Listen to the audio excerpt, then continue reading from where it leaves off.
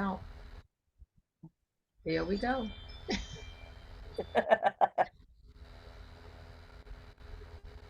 Ah, Judy Frank, are you still having your picture on? She's having difficulty getting her picture off and her phone to go live. Hi, Mhm. Mark. Ralph. How do I get on here now? Wait, wasn't Mark there this morning? I Afternoon. didn't see yeah, Mark this morning. Did you? I did not see Mark. No, I Mark did. did. He You did didn't that see me raise the blessings? Yes, he well, did Yes. that I earlier meant this I morning. saw you there, not here. I saw you in Right. the synagogue, and now you came home because you missed us, right? No, I thought I missed the start of this thing, and then all I hear are you talking. So I thought, what time is it? No, So I guess they started late. they finished late and they had to go downstairs and eat. So we Aren't we just being recorded? right now we are, but we weren't for the last half hour. I mean, Is here, this on? how? Us Yes. now. Hello, everybody. How's everybody doing? Ah, Hey. starting. I guess we could all mute. Right. I'm this is surreal. What? A cup of what? No, I'll drink it out. I can drink it out of a can. Okay.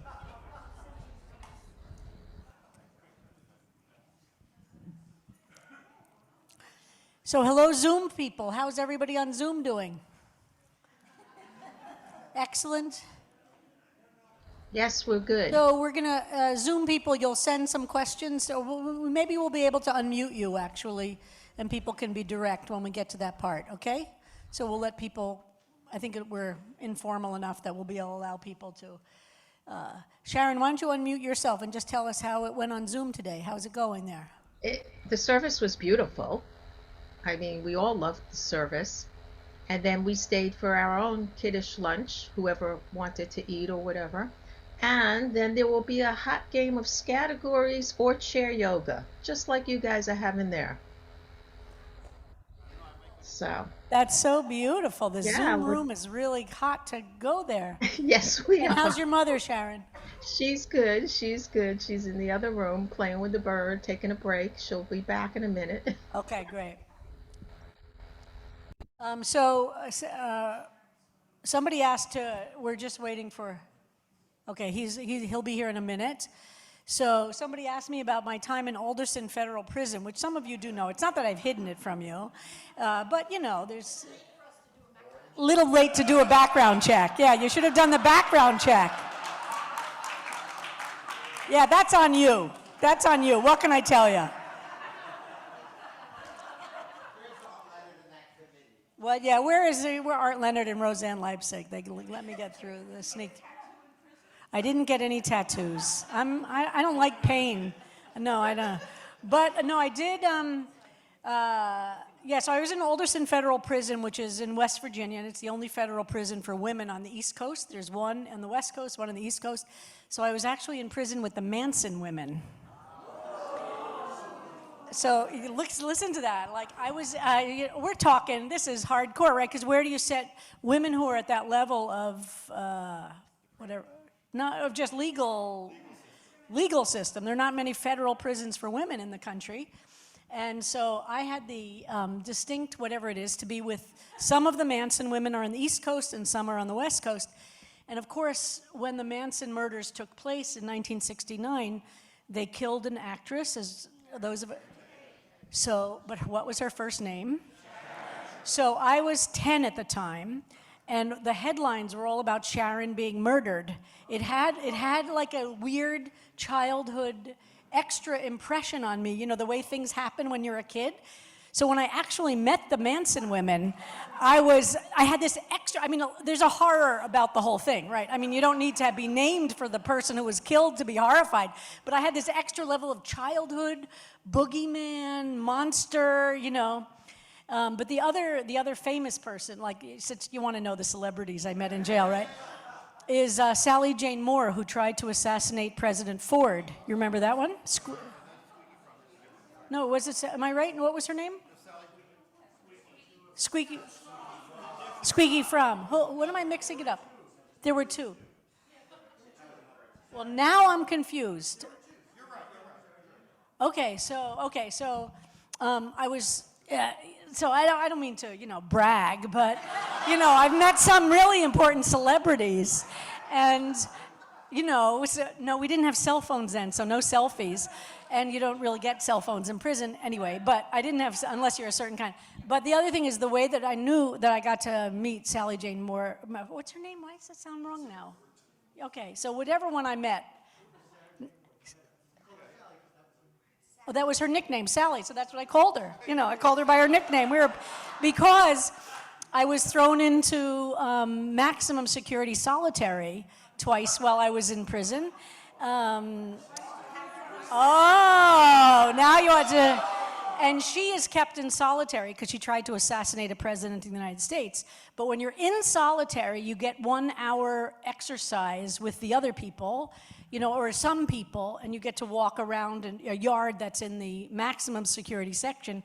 So she and I, for some weird reason, were paired up.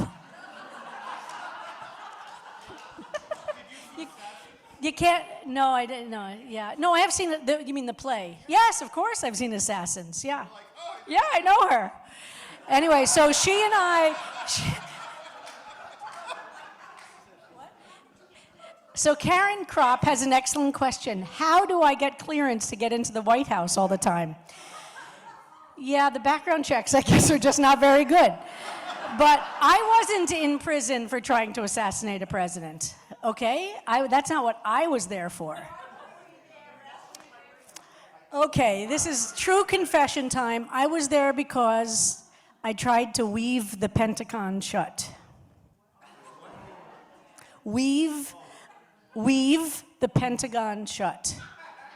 Okay, it was a feminist, anti-militarist group I was involved with in 1980 and 1981 called the Women's Pentagon Action. You can look them up. And Ayelet knows all these stories. Rabbi Cohen, and how fabulous is that Rabbi Cohen is here? Rabbi David Dunn Bauer, our former alumni of our Cooperberg Master Rabbinical Internship. And Rabbi Cohen was here for 10 years as rabbi at CBST and is now in the most poetic justice thing in the universe, the dean of the Jewish Theological Seminary, which is pretty fabulous. But where is David Dunn Bauer, who actually works as a prison chaplain now? So these stories are, I'm sure, very special for you. We've upped security since then. David just said they've upped security since then. Why was I in solitary? So no, you don't want to know about my weaving the Pentagon shut? Okay, so we had an action, the Women's Pentagon Action, which was a pacifist, anti-militarist, but feminist group in 1980 and 81 that was kind of a break-off or part of the War Resisters League, which Dennis has talked about and will talk about. And we had this action. We didn't want a lot of speeches and rallies. We were trying to kind of do the action in a new and different way. So there were the puppets from the Bread and Puppet Theater in Vermont, led this march we did through the Arlington Cemetery for the grief of all the military dead. And we walked to the Pentagon which is quite close, which is so powerful itself, right? That this huge military, by the way, you know why Arlington Cemetery is where it's located? Oh my God, Harold, you know everything I know. He hands me everything and the Arlington Cemetery was Robert E. Lee's plantation, and he was initially asked by Lincoln to be the general that would lead the Northern troops, but he rejected that offer and then became the general to lead the Confederacy. And when he did, Abraham Lincoln confiscated his plantation, which was right over the river from literally the Lincoln Memorial now, and he turned it into the graveyard for the Union dead. So that was how, and you can still see the way it's situated, and Lincoln was brilliant in optics and the power of symbolism.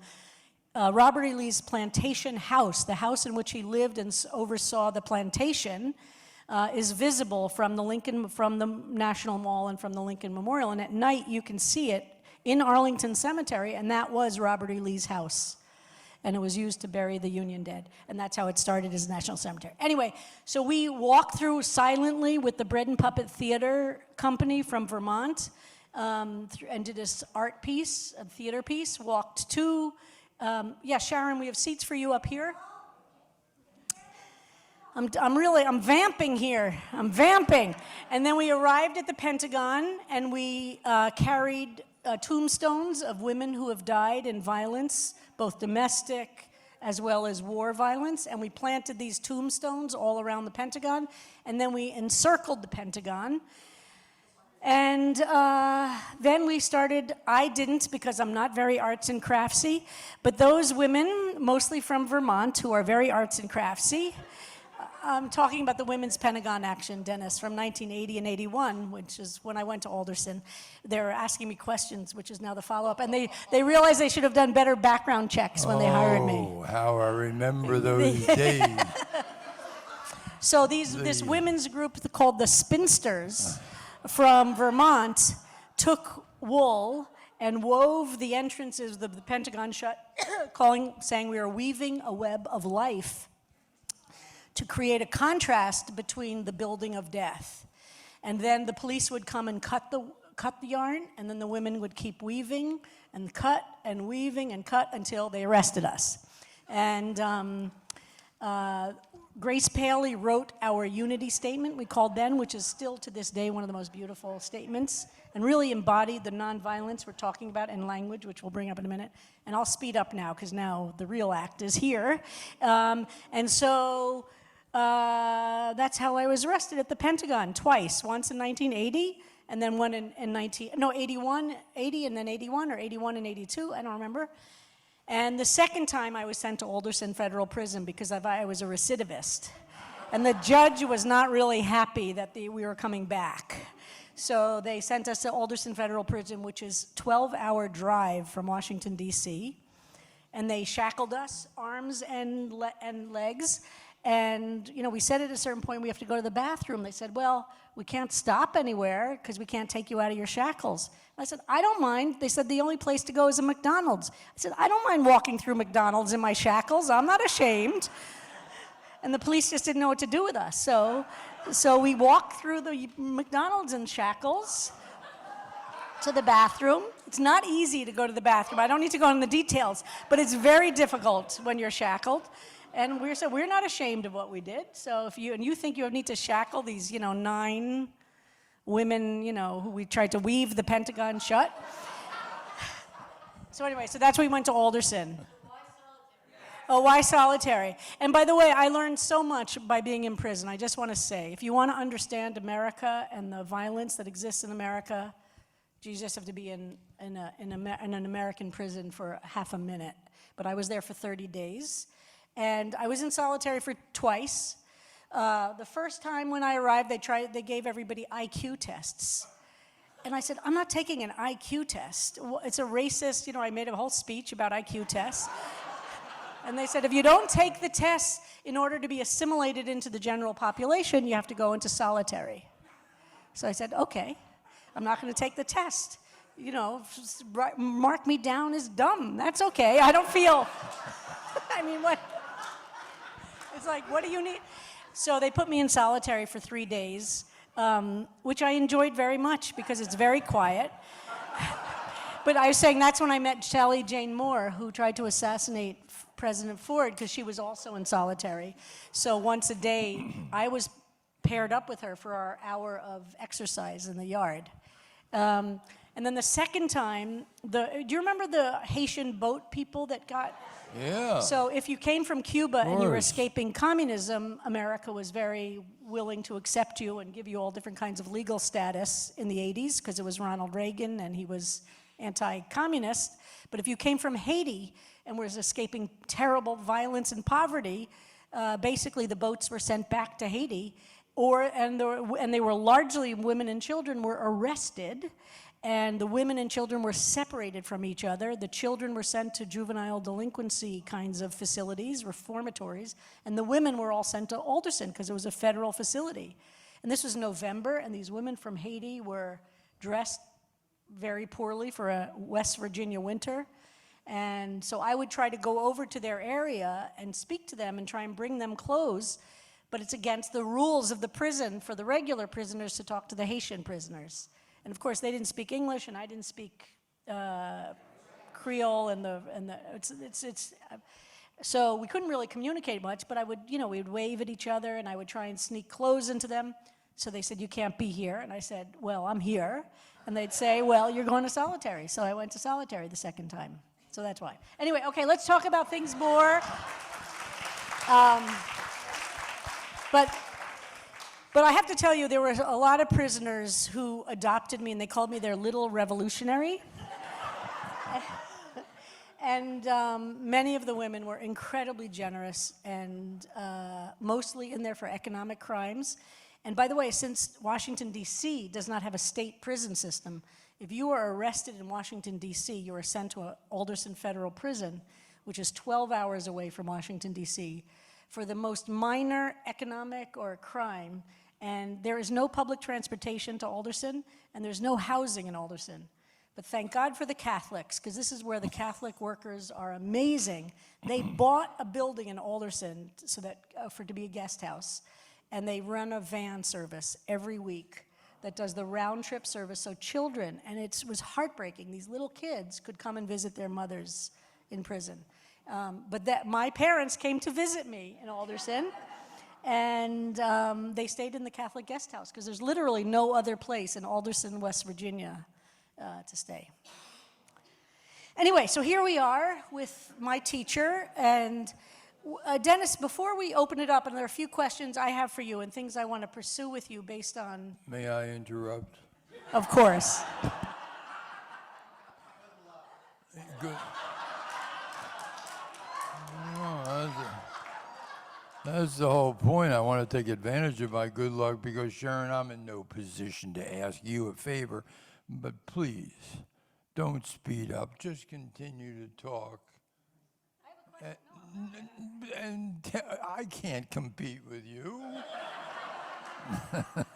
I tried to do that in class, and it was impossible. In our discussion sessions, and then at the rallies, Sharon was always far superior to me in anything that I said. But it's true, and I have a memory good enough to remember that.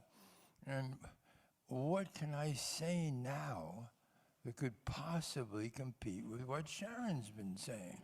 Because I was in prison, yes, briefly, but only because of Sharon. This is the literal truth, and I don't want to go on about this really, but I was a devout member of the War Resisters League from 1968 when I joined. And the War Resisters League had camps, retreats. I attended throughout the 70s. But I never somehow, and I'm being absolutely honest about this and very, very confessional, I never had the courage to go to prison until Sharon did it first. I followed her to prison. Now, not everybody thinks that's a great thing to do. And Sharon mentioned the Catholics. My heroes, who should have inspired me, were Dan and Phil Berrigan. I don't know whether you've heard of them. But they were gods to me, Jesuit priests.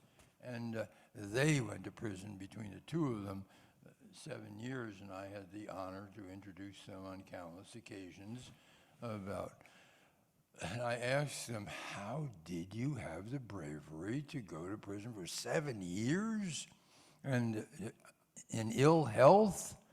How could you have compromised in that way? And they said, well, what was the alternative?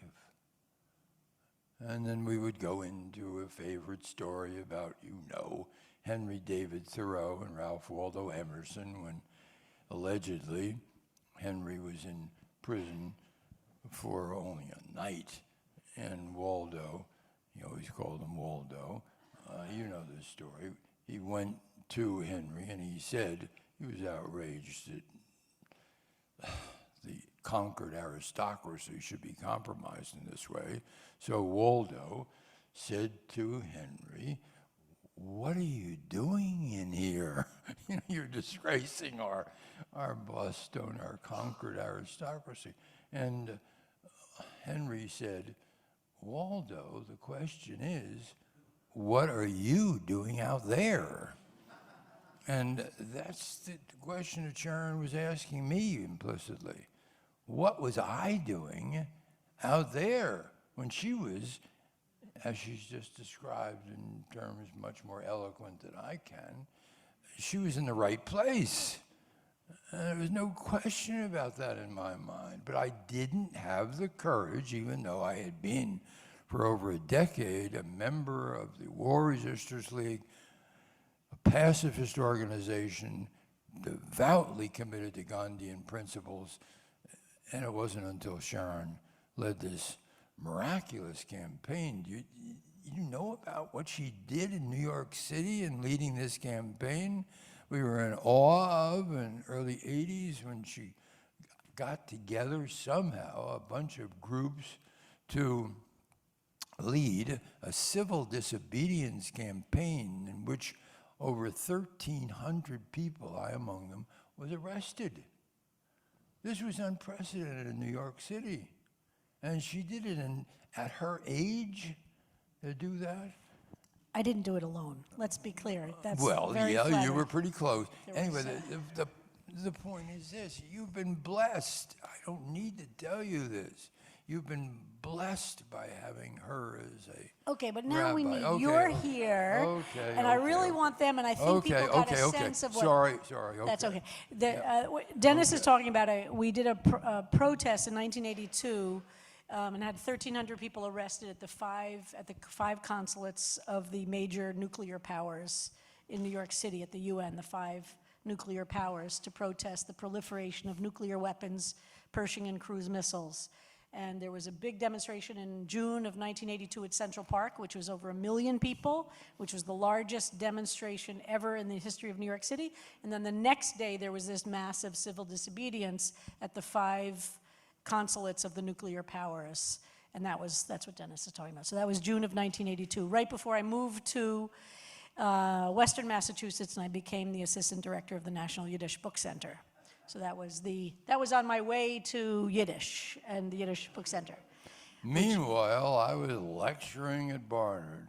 And influencing a lot of people. So one of the things that came up that we started discussing a little bit at lunch sure. that's very, very, very, very close to my heart, and actually speaks a lot to what's happening today and why I don't participate now in the mass movements and in the civil disobediences. And I've rejected what I see going on right now in terms of some of the protest movements and see myself once again in a very small minority on the left, which is the power and the importance of nonviolence, not just in not killing, but a bigger and deeper understanding of what nonviolence is that includes language and speech.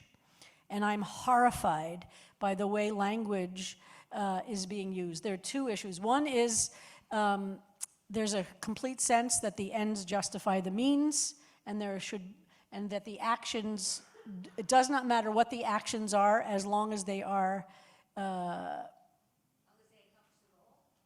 going towards a goal that you believe in, and it doesn't matter what your language is in describing your opponent.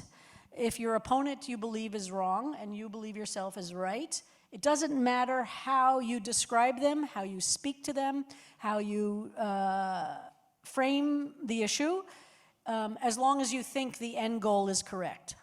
So I want you to talk about that a little bit, Dennis, because that's something I've learned a lot from your writing and also, of course, your quoting and understanding what Gandhi's message is about how change happens. Yeah, I already discussed this with Sharon to some degree over lunch, so she kindly prepared me. But I really want to hear what you have to say at the same time, so I'll try to make my comments brief.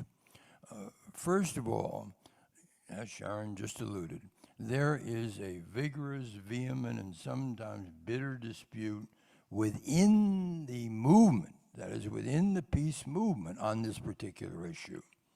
And the literature is enormous.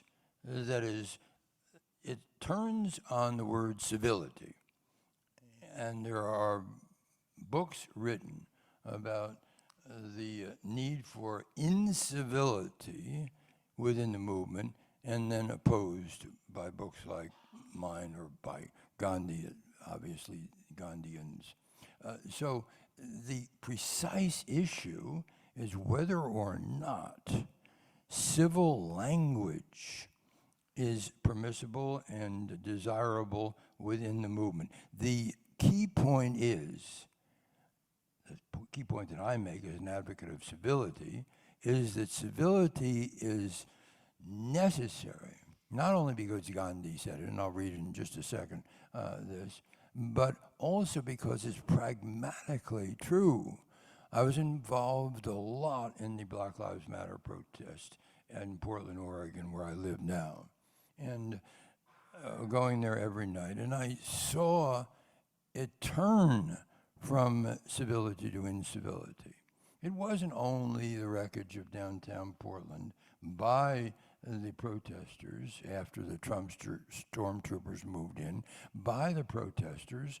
It was the whole attitude on the podiums of people speaking in uncivil language. Now, I was accused at that time of being a purist, that is, insisting on using language that I had learned personally from following Martin Luther King and his disciples. We were talking about Bayard Rustin before.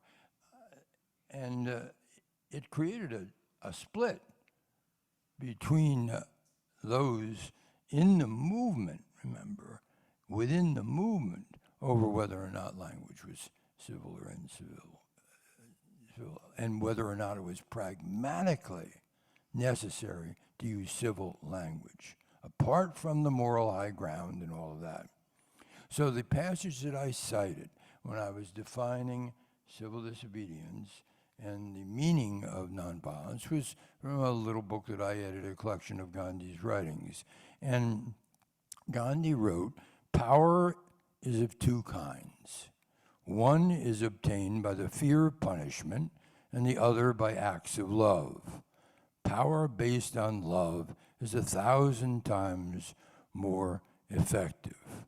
The word satyagraha is the word that he coined, as you know, for nonviolent power, for truth force, for love force, however, is often most loosely used and made to cover veiled violence. But as the author of the word, I may be allowed to say that it excludes every form of violence. Of the word, every form of violence, the word I may be allowed to say that it excludes, direct or indirect, and whether, and here we come, in thought, word, or deed. It's a breach of satyagraha to wish ill to an opponent, or say a harsh word to him, or of him with the intention of doing harm. And often the evil thought, the evil word, may, in terms of satyagraha, be more dangerous than the actual violence used in the heat of the moment. Satyagraha is gentle. It never wounds. It must not be the result of anger or malice. It was conceived as a complete substitute for violence. That's the best that I can offer. And once again, to preach this to people who are obviously, understandably incensed by the violence within their community that they've witnessed. This was right after George Floyd's murder. To preach this, I was an old white dude who really didn't have the relevance and the credibility to do this. But I insist upon this now. And I feel as strongly as I do about it as any element of violence. And Sharon and I were talking about language. Language is absolutely key. I've been through the 100 volumes carefully over and again of Gandhiji's collected works. His language is absolutely crucial, as it was with Martin Luther King. We must observe this. And notice the last line here, anger and malice. Anger, big issue within the peace movement, enormous, as to whether or not anger is legitimate, and to feel anger in the face of terrible oppression. Gandhi insists that anger is not right, not only from a moral point of view, but from a pragmatic point of view. If one uses anger, malice, language that's uncivil, then one loses the moral high ground. It's gone. I saw it happen in Portland. And it is utterly wrong from any point of view. I can't express this more passionately than that. We have this so interestingly, of course, also in our Jewish tradition, that the Chata'im that we most frequently mention on Yom Kippur, if there's any one that, if you look through all the Chata'im for which we express confession in that process, I don't remember the numbers now, but there's a significant majority that are about speech. Yes. That those are the places in which we violate this sense of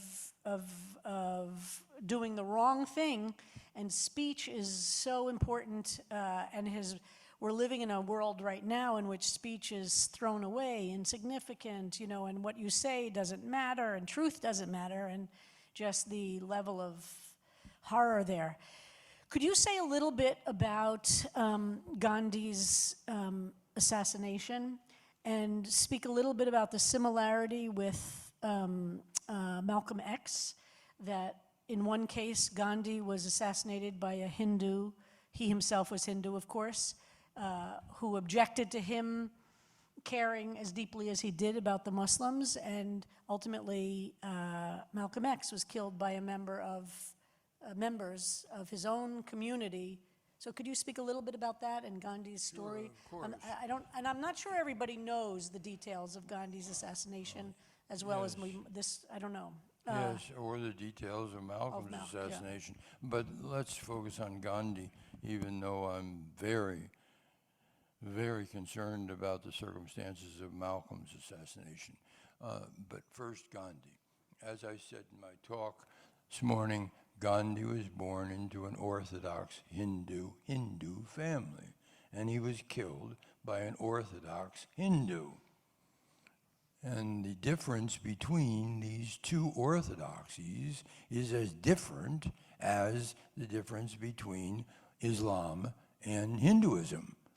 Massive differences, because the person who killed Gandhi, Natharam Godse, quoted in his trial speech, his immortal trial speech, the Bhagavad Gita, and used the Bhagavad Gita, the Bible of Hinduism as we call it, as the reasoning, extremely important.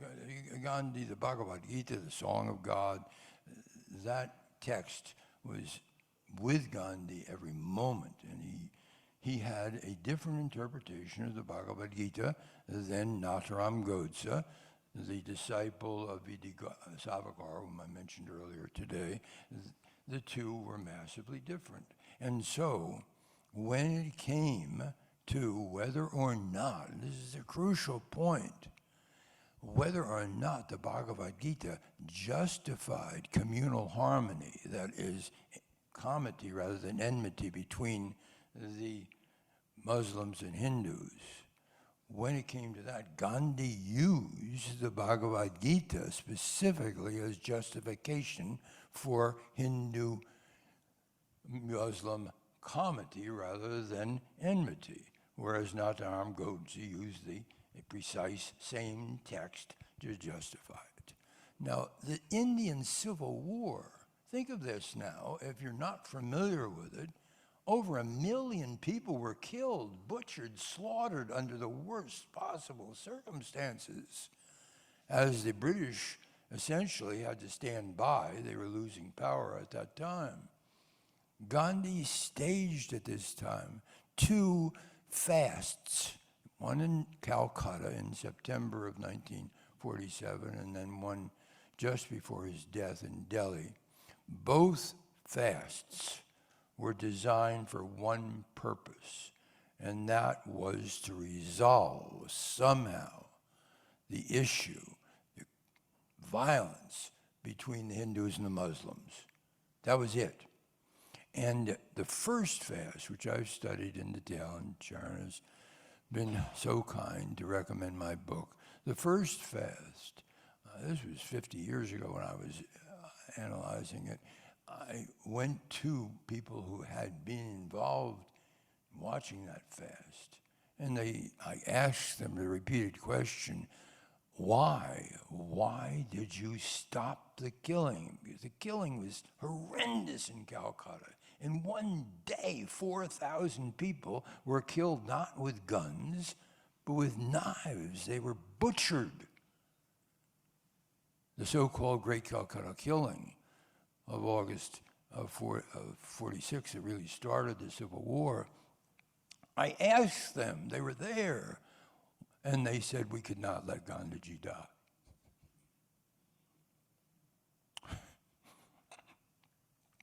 This is such an emotional experience, I can't tell you. But they said, we knew how much he loved us, and we had to return that love. And that was it. Now, the same person who shot him 3 times in the chest on January 30th, 1948, he had no love for Gandhi, and using the same justification. How do we explain this? How do we explain the use of religion? How do we explain the way in which one person will hate Gandhi and another person love him?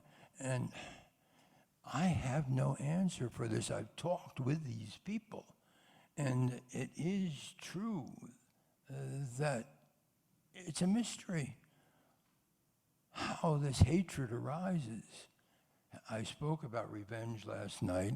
How does this revenge begin? Thucydides says it's in our nature, that we are born with this intrinsic spirit, whereas Plato and many other idealists argue the opposite, that we must recognize the instinct of love and nurture it. That's the point. We begin, we know, with childhood. Plato was a genius in terms of insisting in the Republic that we must begin with children. That was the beginning of his whole theory of education, and the Republic is a book not about politics but about education. So that's clear. We know we begin with that. But how can we reinforce those values of compassion and empathy, as we must clearly, forcefully? It's our task. I've been an educator most all my life, and I still can't answer it. But I do know this, that Gandhi preached it in terms, notice as Sharon and I have just said, in terms of language and speech as well as action.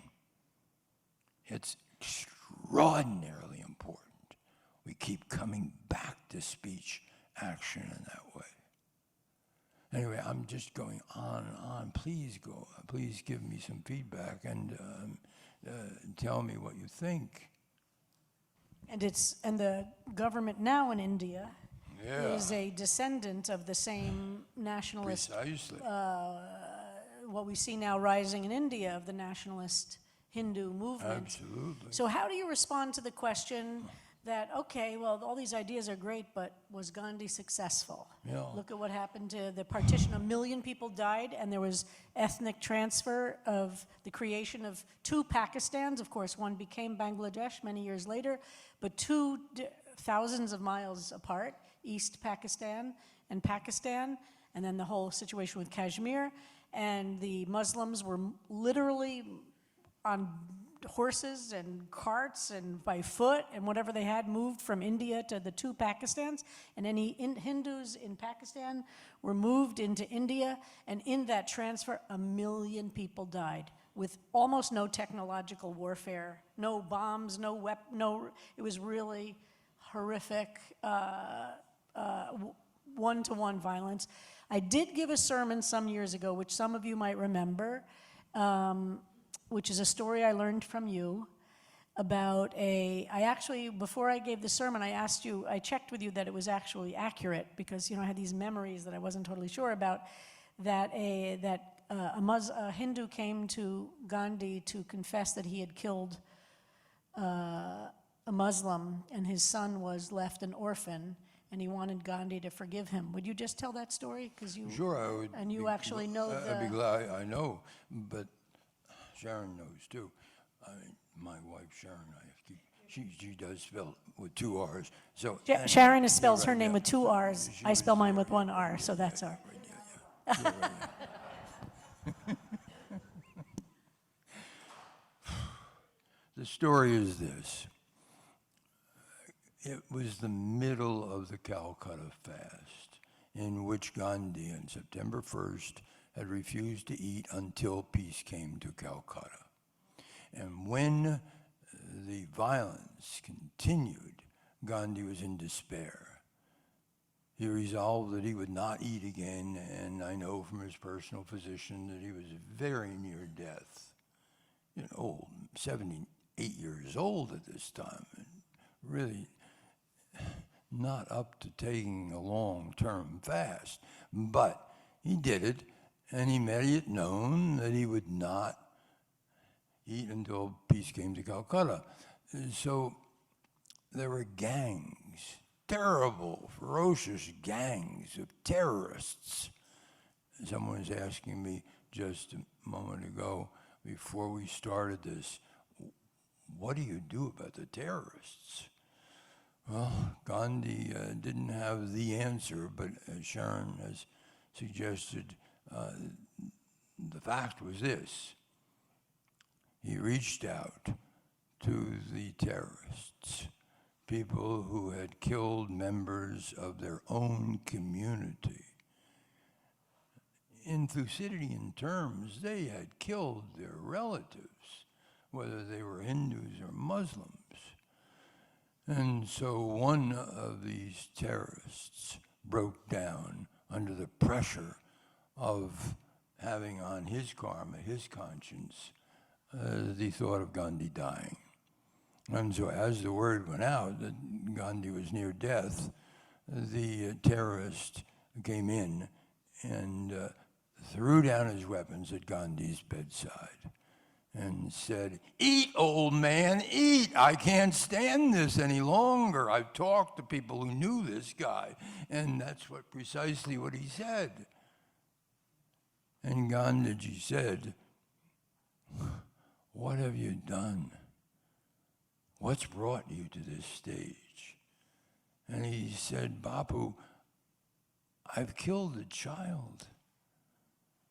I took a Muslim child and I bashed his head against the wall. I'll go to hell." And Gandhiji said, "I know a way. I know a way out of hell." And the man said, "What?" "I'll do anything." And Gandhiji said, "Go out and find an orphan, a Muslim. Raise him as your own child, but raise him as a Muslim." The man's reaction was fantastic. I've talked with the relatives of this man, and he did precisely that. He called his child Swaraj, which means freedom in India, in Hindi. And that was an extreme way, wasn't it, to deal with a terrorist, a very personal way to reach into the heart of this man who was a killer of children. So what does one say when I was asked earlier, just coming in here, how do we deal with these terrorists that we call monsters? We somehow reach into their hearts through immense self-sacrifice. This man will die unless we do something. And that was the ultimate challenge. Nobody wanted this old man to die. And why did they not want him to die? Because he had lived a life, 78 years old, of loving them. This was not his first fast. To develop this, I've witnessed this myself, to develop this kind of synchrony, to develop this mutual sense of humanity is extraordinary. I'm in awe of this Gandhi. I've spent my entire life writing just about him, and I know, in a sense, I'm a zealot because I have thought about him and his example over and again, and I followed Martin Luther King mainly because Martin Luther King felt as ardently about Gandhi as I did. How do we replicate this kind of example? That's the question. And how do we nurture this extraordinary compassion? It has to be done from an early age. We know this. But more than that, what do we do now in the midst of this crisis? What would Gandhi do now in the midst of it? I'm baffled. I don't know. I know the leadership is just not there. And it definitely, as Sharon just said, it's not there in India. Narendra Modi, the very same man who was responsible for the slaughter of Muslims in his state of Gujarat when he was governor, he is worshipped in India. And unlike the unmentionable that's going to be running for president here, unlike Modi can go on forever. He's relatively young. He's a prime minister. He can be elected again and again and again. How do we explain this? What can we do? That is the question I leave to you, but I keep going back to Gandhi's adage: peace, love, compassion, non-cooperation. We must somehow refuse to engage in this kind of hatred that's encircling us. And as Sharon has said again and again, it's language too. It's speech. That's what Gandhi emphasized. Amazing. People have quizzed me over and again in these 100 volumes of Gandhi's work. Can you find words that ring of hatred? And they're not there. He managed to avoid this consciously, deliberately. We must begin there. It's in with language. And I think learning is one response to not knowing what to do, both Jewish learning and diving deep. It's not always like, Americans really love this question, what's the answer? Sometimes we don't have the answer. Yes. But one thing to do when we're stuck is to learn more, to study more, to get deeper and deeper and deeper. And that's not an empty response. And in Judaism, we have a concept, of Haman, of evil in the world. And there's a big debate in our tradition. How do we wipe out Haman, the evil? Is it killing everybody who is Haman? There's also a spark in our tradition that talks about if we eradicate the evil that creates Haman, then Haman is disappeared, so to speak. And there's a tension there. But before we jump too quickly to what is the answer, that is always our impulse. And sometimes you need to sit and learn and learn and learn, and it helps to develop each of us. And it all starts with us, right? It's very easy to always point outward because the problems are very, very big. But if you start to say, okay, how can I deepen myself in these areas? That's something you have control over. That's actually something over which you have a lot of agency. If you feel like you don't know something enough, you can actually learn more. You can actually say, is this a practice I want to take on? You can actually do those things.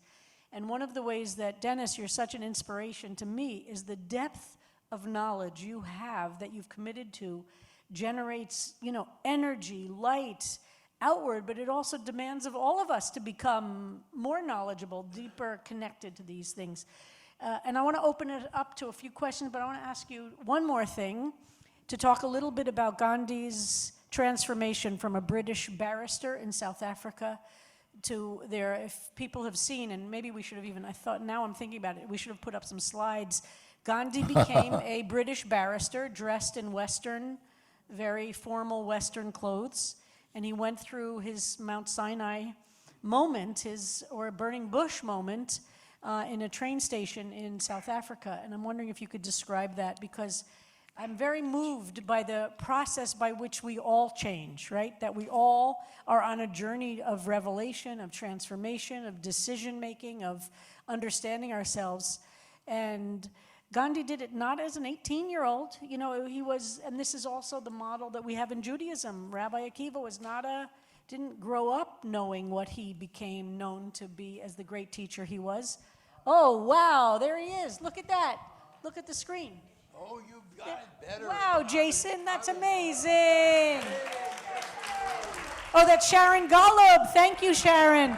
So let's keep that on the screen. So that's Gandhi as a young man. He was a lawyer, a British lawyer. Yes, a British-trained anglicized lawyer. An anglicized? British, highly anglicized. In his autobiography, he writes a chapter on trying to be an English gentleman, in which he tried earnestly to develop a dance, reading poems in the right British style, perfecting his language, but amazing stuff, like learning all these habits that the British had and that he tried so desperately to emulate. Yeah, that's good. Do we have more of those? Geez, I've got them in my book, but I don't. So that might not be the image you have in your mind when you think of Gandhi, right? So can you tell the story of how he moved from being a British lawyer representing and functioning as a lawyer in the British Empire? Yeah, these pictures are probably not going to be seen here in my book. I'm sure Sharon Golub could find more pictures of him as a British lawyer. You don't have it. Anyway, I'm sorry. But they're more like the ones you've But you seen. see, between the times in his age. Or Ben Kingsley. Think of that movie, Kingsley, by the way, is really Kingsley. fantastic. Yes. Ben Kingsley plays Gandhi, and it's really quite a good movie. And as Dennis, look at those pictures. Okay, wait a minute. Let's see. Do we have the pictures of him in his youth? Yes, that's there. That's all when he's in his emulative stage, as we call it. He's born a Hindu, but good. Here we have more pictures, and there he is in the middle. There, more. Also, a bit more hair. Sure. Yeah. A bit more hair. That's true. And he had no problems with baldness, as I said, in the context of Leviticus.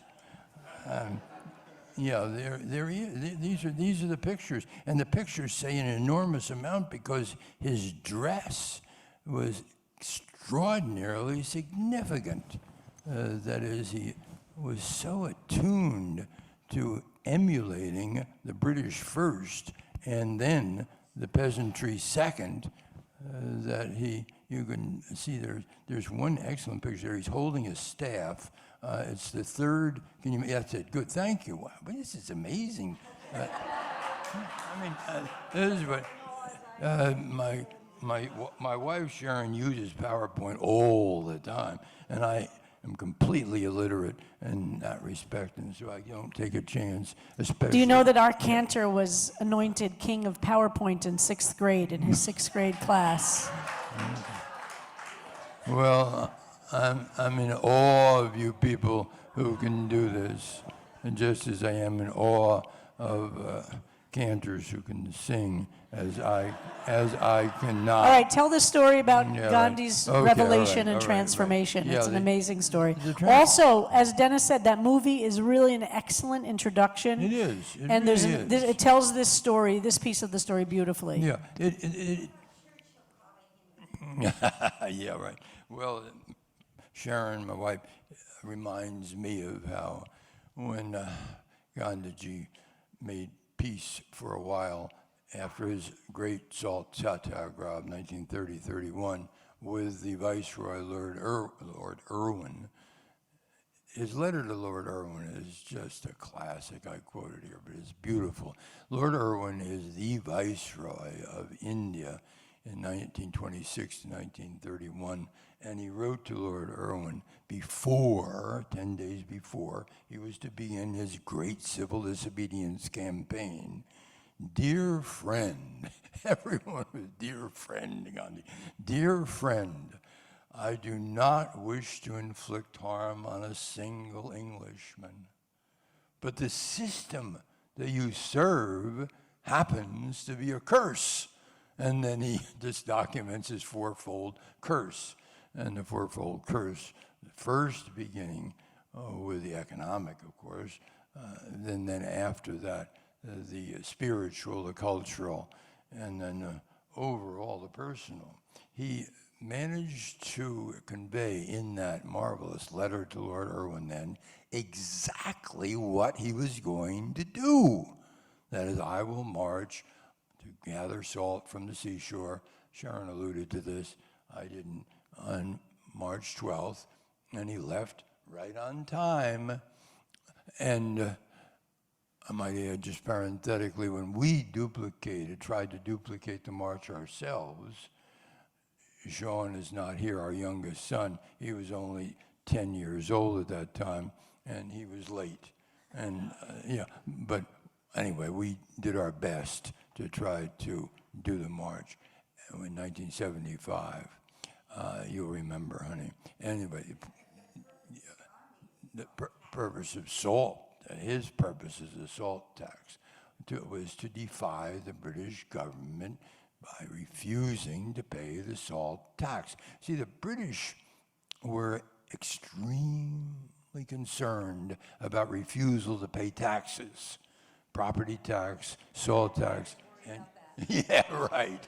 Yeah. Most empires worry about that, right? That's why they are eager to make sure their empire reaps a lot. Precisely, and that's why tax refusal is one of the biggest aims of the War Resisters League, as Sharon alluded to before. Well, Gandhi had his transformations, and I like so much this one passage that I quoted that I concluded the book by. His nephew asked him in the early stages of the satyagraha in South Africa. His nephew asked him, "What can I do to emancipate India?" And Gandhi's reply was, "I hope I've replied to all your questions, but please do not carry unnecessarily on your head the burden of emancipating all of India. Emancipate your own self. Even that burden is very great. In this sense, apply everything to yourself. Nobility of soul consists in realizing that you are yourself India. In your emancipation is the emancipation of India." And I concluded the little reader with that because it's the wisest advice that anyone has given. I mean, think of how our politicians, not to put down, I taught politics for my sins for 40 years, and so think of how, for a moment, if our political leaders would pause and ask themselves that question, how do I emancipate myself? That's the question. That's what Gandhi was asking. So he was engaged in a series of transformations. And the first transformation was when he came to the conclusion, after having actually defended the British Empire in the Zulu Rebellion in 1906, defended it as a medic. He was a nonviolent, obviously, practitioner. But during this time he defended it, he saw the brutality that the British soldiers were inflicting on the Zulus, and he couldn't bear it any longer. Then came what I was talking about today, the act that enraged the people of color there, Indians and Africans alike. It was called the Black Act or the registration. So that did it. And the moment of transformation, as I was saying, it came when suddenly, this is an epiphany that's almost inexplicable in a person, but suddenly it came to him, I'm the oppressor here. I am part of this empire. I must change. What must I do? And the Haji Muhib, the Muslim merchant whose wife had been violated, he gave him the answer. Self-sacrifice. It had to be massive, then imprisonment. And lo and behold, his leadership was powerful enough that of that 66,000 Indian community in South Africa, half of them, including Gandhiji's wife, Kasturba, all went to prison. And they suffered there, and their property was confiscated, etc. This is an enormous sacrifice. It really is unusual for a political leader not to say, make America great again, that stuff, but sacrifice yourself. It's in your selflessness that counts. And that's why I was moved when Sharon went to prison. And I said Gandhi would be proud. Your mother was really one devoted mother. She was a very active member here, by the way. In her final years, she used to come here all the time. But tell the story about me again and again. Is Sharon going to be all right in prison? And I couldn't say. But tell the story sure. about Gandhi and the train. Yeah, okay. The earlier story, which is depicted so well in the Attenborough train, is when Gandhi, in all of his naivete, he boarded a train when he got to South Africa, thinking that he could go first class. Remember, he's an Anglophile at this time. He's just graduated from law school. And he thinks that he'll be treated equally. Well, that's like when you said about the president of Colombia saying, yeah, I'll meet with you. Yeah, sure. That was really funny, Sharon. Anyway, right. Oh, power corrupts. Anyway, the point is that Gandhi boarded the train, and he was told by the conductor that another passenger, a white passenger, had informed him that he was not wanted. He was colored. And the next stop, the passenger, this was at Pietermaritzburg in South Africa, the passenger and the conductor came and just threw him off the train. This moment, as the picture, as Attenborough's film depicts in part, this moment was absolutely crucial because he's sitting there alone and cold in this waiting room reserved just for coloreds in South Africa. This is 1893. And waiting there. And he thinks, I must go back to India. At least they're not this ruthless as the people proponing apartheid does. And he nearly goes back. But he says he has to stay in order to fight this kind of discrimination. So by the time that dawn comes to Pietermaritzburg, Gandhi is liberated. Sharon and I and the kids went to Pietermaritzburg, And at that time, this was 1975, we were still not allowed to enter the colored restroom. We went into the white colored restroom, and I said to the station agent there, may I am a Barnard professor. May I've written on Gandhi, may I go into that restroom just to experience that moment of truth that Gandhi had. And the conductor, or the police, the agent, his eyes glazed over, and he just said, well, if it's the Gandhi I heard about, he hated all whites, and you're not welcome to do this here. That was in 1975. Now, remember 1990, the morning of 1990, Sharon and I were still committed to the South African cause and shouting, free Nelson Mandela. He was freed. We won, Sharon. As I said, we were on the right side of history, and it was so terrific to speak to the Columbia audience as I did at that time and say, yes, I came in that February of 1990 when he was first released. And I spoke to someone there, someone in the State Department, and I said, what did Nelson Mandela say? Who did he want to be there when he was released? And Nelson Mandela said,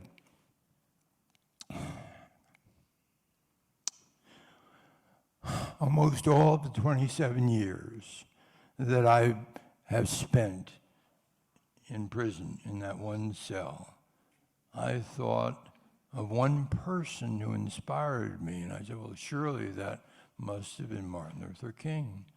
And he said, no, one person, and I want her to be there to greet me when I first come out of prison. He said, it was Rosa Parks. And I was just thrilled to the bone that he could have said that she was the one she was, by all counts, an average person that was so unaverage and extraordinary. But you see the way in which this influence carries? That one person can make that kind of difference as it moves on. That Rosa Parks had that much power for 27 years for him to think of her. Well, it's a testimony, I think, to the extraordinary power of love. And the way So let's open this up to some questions. Yeah, I'm sorry. No, Please not go at ahead. all. No, Perfect. please go ahead. Eric Rosenbaum, I think Yeah, you're going to have please. to use a microphone. Eric, yes. So if you could just use mine. Yeah. Thank you. Wow. I'm thinking about here in New York City today. Yes, I sure am. I run a large organization, a nonprofit, that provides housing, shelter, healthcare, and workforce development opportunities for people who have been affected by homelessness, mental illness, substance use, criminal justice involvement. And in the 15 years that I've been doing this work, it has slowly dawned on me that as much as we are helping the people who have been so affected by the injustice of our housing system, we're also participants in that system. And so the question, and I mean this as a question, how do you sit at this place? How can I sit at this place where where I am both doing something useful and good, and also perpetuating the very injustice that we're trying to solve? What's the advice? Wow. Well, as Thoreau said, a great question, and congratulations, Eric, in what you are doing. I mean, there's so many people I've talked to that are not nearly as honorable as you are in terms of what you're doing. And I live in Portland, where people without homes multiplying exponentially. And we have a terrific problem there. So it's not New York. We lived in New York for 40 years and saw a large degree of homelessness, but we see how it's increasing. What do we do when Gandhi says we change ourselves? We look within, his favorite maxim, turn the searchlight inward. How can we do it? I think constantly of what I say to my Indian friends when I'm upbraiding them about Modi. How can you possibly tolerate this man who is killing Muslims by the day? And they say to me, how can you possibly tolerate the political system that you have in the United States? And I have no answer to that. What is to be done? And I go back to non-cooperation. You're cooperating with good, but there's a sense of the need to non-cooperate with evil, and we need always to abide by that advice. Think constantly of how we might achieve that ideal of non-cooperation. Kindness. I try hard to think of kindness in myself. Sharon knows, and others, and I always preach to my grandchildren, not that I would dare preach this to you, but Henry James's famous threefold advice to his own nephew, you remember. First, be kind. Second, be kind. Third, be kind. If we could perfect that kind of wisdom in every moment of our lives, that's the best advice that I can think of. Sorry for it being so unkind.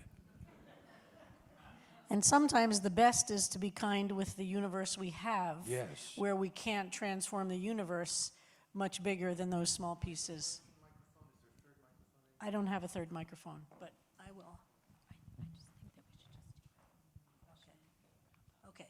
All right, so we're going to have one more question, and then there'll be a time later to be able to gather in small groups and talk one-on-one. Marcia?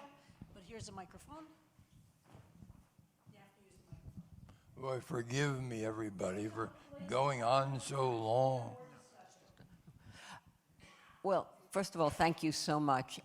Thank you for being here. Oh, well, it's mutual and rare. So it's really a great privilege to learn from you. I'm curious, because we're in a sanctuary and we're a religious group, about the moral clarity that Gandhi had, which is rare, clearly, amongst the universe. Nobody, there are not many who have lived such a life of complete moral clarity. Could you speak about his relationship to Hinduism? And because he came from, you said, an Orthodox Hindu family, what did he take from that?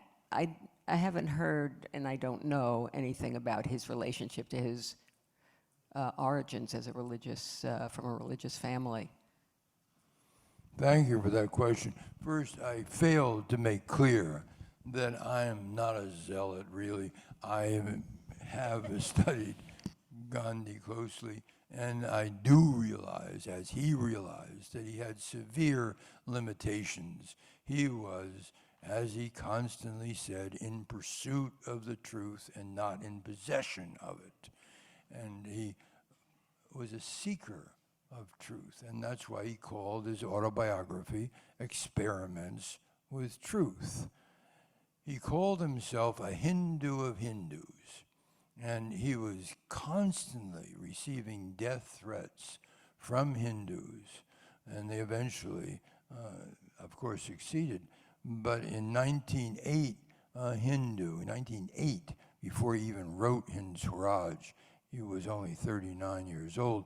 1908, he was very nearly assassinated by a Hindu. They clubbed him almost to death.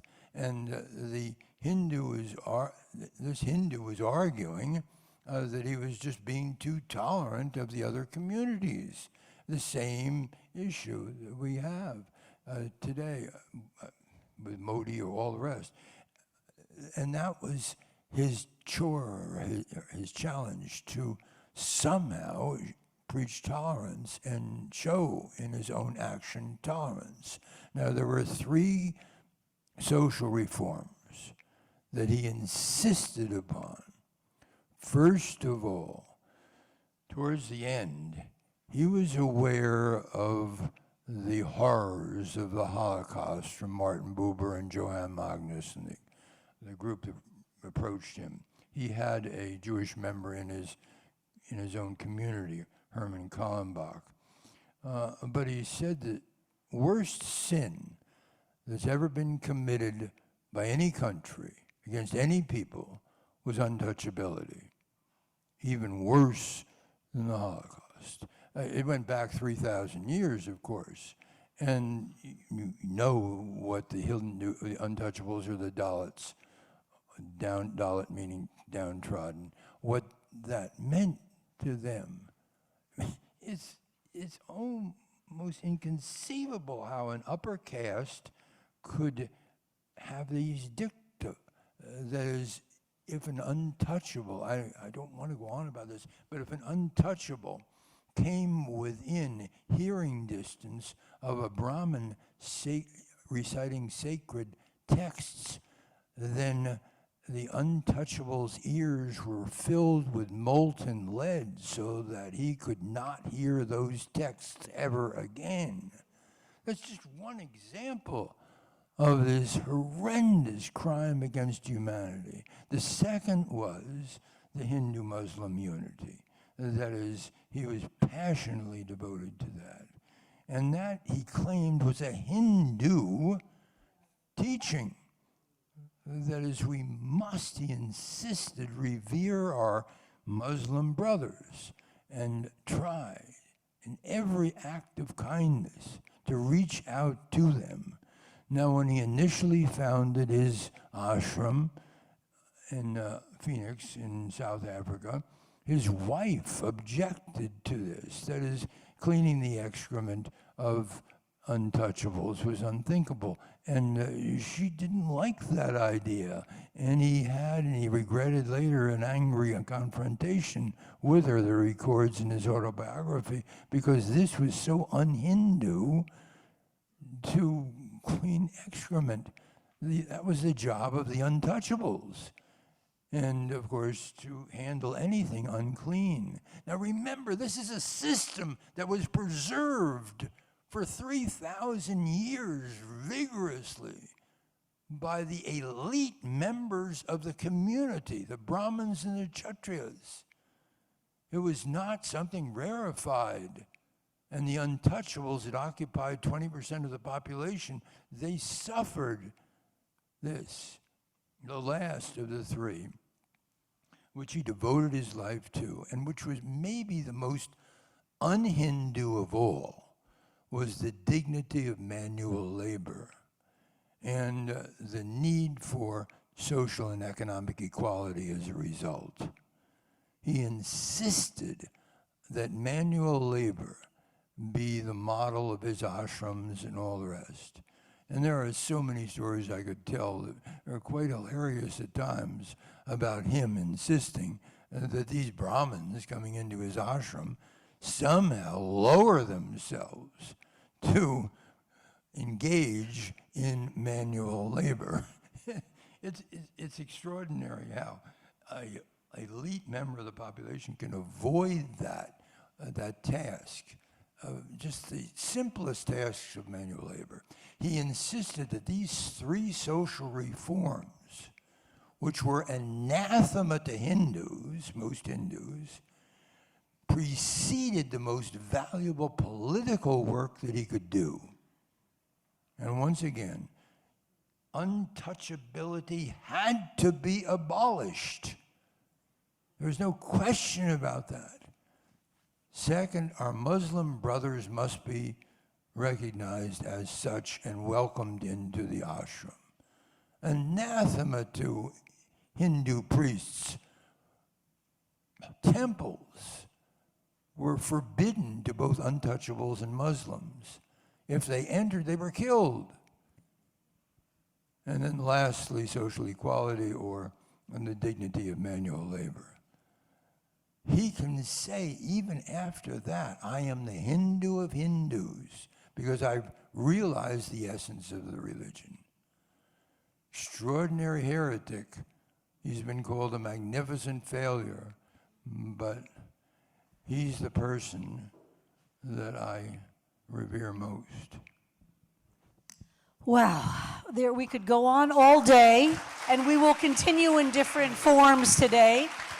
But this particular session we're going to call to a close, and that was magnificent. And I think that question of how do he remain to his dying breath a dedicated Hindu who considered his religion the central value that propelled him to all of his other things. Yes. And he rejected the elements of his tradition which he considered antithetical to Hinduism, even though they had been historically embedded in Hinduism. Absolutely. So the answer to this, the simple question to your answer, Marcia, is he considered himself a religious Hindu. Thank you, He never rejected Hinduism. No, never. He considered himself a religious Hindu. He rejected these elements historically, what he considered were violating Hinduism. Yes. And he had the chutzpah to say, that's not Hinduism. And Sound familiar? He paid his life for it. And he paid his life for it. He was then, of course, killed by a Hindu nationalist who rejected his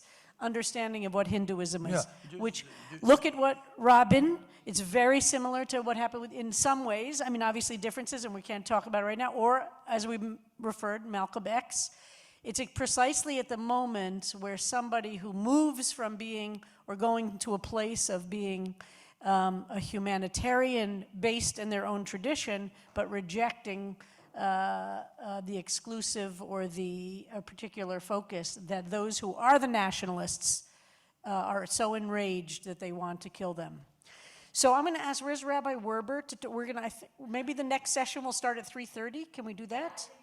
Let's take like a little break. 3:30. So do you want to just describe what the two sessions are coming up and where they are? Great, fantastic. And thank you so much, Dennis. That was just wonderful. Thank you. Thank you.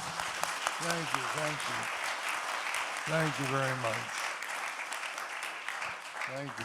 Great. So I think it would be good for everyone to stretch and walk around, get more, if you need something to drink downstairs. Then there will be two opportunities to learn. Rabbi Mike Moskowitz will be teaching down in the chapel. And if that's offered to anybody here in person, and you can go down and learn with, that's not going to be on, that will not be available to anybody on the Zoom. I apologize to those on the Zoom, but that is available if you're in person. Or we will, or I will also teach a session that will be available to those on Zoom up here, and then we'll be able to use the microphones. And both of us are teaching in honor of our teacher, Rabbi Kleinbaum. Mike is going to be teaching about, Rabbi Kleinbaum mentioned last night that Lev adds up to 32 in honor of her 32 years. So he'll be teaching about, to stop me if I'm getting this wrong, the 32 paths of wisdom related to the Lev and the 32 years of Rabbi Kleinbaum's tenure here. And I'll be teaching about, gratitude and Shabbat, and the way that those two things meld together. That will be we'll do 3:30 to 4:15-ish, and then Hillary is going to have yoga at around 4:15-ish in Rich Marin, and there will be other. Is that also when there will be an opportunity to? Yes. Yeah. And then we'll also find a place. Okay, we'll see. Then we'll also find a place for people to be in informal conversation with Dennis and board games, et cetera, et cetera. Come to me if you have any questions. But at least now you have the lay of the land for the next hour or so.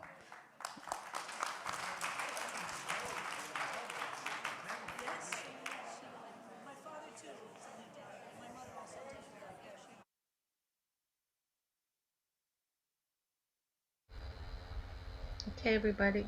So you have like 5 minutes to stretch or get something to eat. And I also put in the chat at 4:15 when she's done, and they're going to be playing games and doing yoga in the synagogue. We can do chair yoga. There are wonderful videos that Debbie and I actually do during the week, which are very relaxing. Or we can play categories, which we do every 2 weeks, and which is a lot of fun. So we can decide at 4:15 what we want to do, or we could stretch a little and play categories. But categories is a lot of fun. For anybody here who's played it, Dorina and Peaches and Debbie and my mother, we every other week we have a wild categories game, and all these nice, mellow, mild people turn hysterically funny and loud, right, Dorina? It's like, it's a lot of fun. Or you can just go somewhere and take a nap, like, because according to the schedule, then after that there's at 5:30 is when they're having dinner to 6, and at 6 o'clock is the Shabbat sing-along. So technically after Rabbi Werber's teaching, it's like school. You don't have to be back here till 6 o'clock for the sing-along. Categories is fun. Yes, Marilyn. It is really fun. Sometimes we do it in Mishpacha, but a lot of times we do it on our own in my Zoom room, and it's usually 15 or so people. Just a lot of fun. Marilyn Michon, she's great at it. So when are you going to do it again? When are we having it again? I said we could do it today, Marilyn. During one of the breaks? They're playing games in the synagogue. We can play a game of categories in that time. Sounds good to me. Sounds good to me. Debbie, you in? Peaches? I'm in. Peaches is in. It's like, for people who haven't played, it's the most fun thing ever. Right, and if you don't know how to play, it takes about 3 minutes, 1 minute explanation. And Peaches can explain it. Anybody can explain it. You just need paper and a pencil. You have never laughed so much, ever. Is Ruth Friedkin here today? She was here earlier, and Margot Cates is here. Margot is the categories queen. Margot here? I haven't seen her. Yeah, I just got on around 5 minutes ago. I was coming from shul. Yeah, we're thinking Margot maybe is while they're playing games in the synagogue, that we can play a game of categories. Sounds good to me too. Margot? Yeah, hi. I'm all for that. Yeah. If you don't know how to play, like I said, anybody can tell you how in a minute. And we have 2 minutes. No one cares if you win, but if you win, you get a prize. Yeah, that's right. If you win, you have to go to your door. There's always a prize waiting outside your door. It's a miracle how that happens. Yeah, how's that in another 2 weeks, it'll be Elijah who'll be delivering it. Elijah will be delivering. Yeah, right. That's funny, Margot. I heard you were playing categories. Where's my glass of wine? Right. That's pretty funny. Monica, it's good to see you relaxed in the afternoon. We usually see each other in the morning. That's right. That's That was a right. Because compliment. you don't join the mishpacha. No, on I know. Mondays. There's only I'm doing a lot considering in Florida because I have 2 other things going on. Hadassah. When do you guys move back up north? Right. The middle, do you move middle up? of May. The middle of May. Oh, Around so the you've middle of got May. another 6 weeks. Okay, or another 4 weeks. Yeah. Right. Okie dokie. Right. Then I'll be coming to the Cape twice. To the Cape. I'll be coming to New York twice. Yeah. Michael Lehrman's here. Michael Lehrman, are you staying and playing categories with us? After Rabbi Werber? I don't know if he's really here. You can't tell who's really here anymore. They have to wave. We have to ask a question, see if they answer. Well, no, I just said, Michael Lehrman, are you here? He hasn't answered. So we'll see. And but sometimes the pictures look really real. I had to do a second, like a double take. Well, you weren't allowed to bring food Michael's into the here. sanctuary. I think he's here. Michael Lehrman, are you there? Can you No, speak? you're not allowed to bring food in. No. This Rabbi Werber. All right, Michael, Play we're thinking while they play games in the... Yeah, I know. I've been listening, but I I'm going to take a break and maybe a nap or do some other things besides, the Shabbaton all weekend. I have other things to do too. Okay. But, and I don't want to write. Michael, you have a life. Yes. Yeah, right, exactly. I know, it's hard. That's too funny. It's not a problem for me. Yeah. Well, I was going to have dinner with my mother, but that's out the window. She's going to have dinner herself. Why? Oh, because earlier? No, because she eats kind of nowish. That's what I just said. Yeah, She yeah. eats earlier. Yeah. Yeah, Right. she This is really early. God, this is. well. Sometimes I don't have lunch till this time. By the time she doesn't eat lunch, she only eats breakfast and then like a 4 o'clock, 3:30, 4 o'clock. Maybe that's her secret. That's her Longevity. schedule. A friend of mine, an old friend who I haven't been in contact with, who I was just in contact with, her mother's turning 103 also. And I laughed and I said to myself, and you're not the only one with a mother turning 103. Like there's two that I know. So Yeah, she's gonna be, God willing, 104 in August. Oh, amazing. boy. This will be the fourth year I'm gonna write to the president again. You know how everybody's write to the president and you get a letter from him. 4 years I'm writing to presidents and we can't get a letter. Maybe you should say this is the fourth time I'm writing. My mom Last year I said this is the third time I've written, and then I even called the White House and they said, well, maybe you have the wrong website. They gave me another one. I wrote. Do you have your congressperson? Who I thought of that, Margot, of having them. Yeah, I'm gonna do that. Yeah, I'm gonna do that. That's a really great idea. And you don't even have to wait till August. You could do it now. Yeah, well, I'd like to put in an order for it, Right. I mean, your mom would be a great interview subject because your mom is so sharp. Well, and I keep entering her in, the Smucker's jar thing. Yeah. Yes. But last year, Channel 10, if you remember, I showed you the video. Right, it was great. Again, God willing, I'll call them back this year. Absolutely. Right. And see what kind of interview we can get. All right. Well, this was supposed to start 5 minutes ago, so I don't know. Well, everything. It's going to be recorded, right? This part. If it is recorded, then I'm going to get off. If it's not recorded, I'll decide. I can't sit all day. Well, go ahead. It's all being recorded to the best of my knowledge, except where Moskowitz cannot be recorded. I know that's really upsetting because I really wanted to see what he's doing. Yeah, but he's Shomer Shabbat. Yeah, it's his. No, I understand. Oh, I understand totally. But maybe we can get him to teach it to us at a different time. Oh, sure.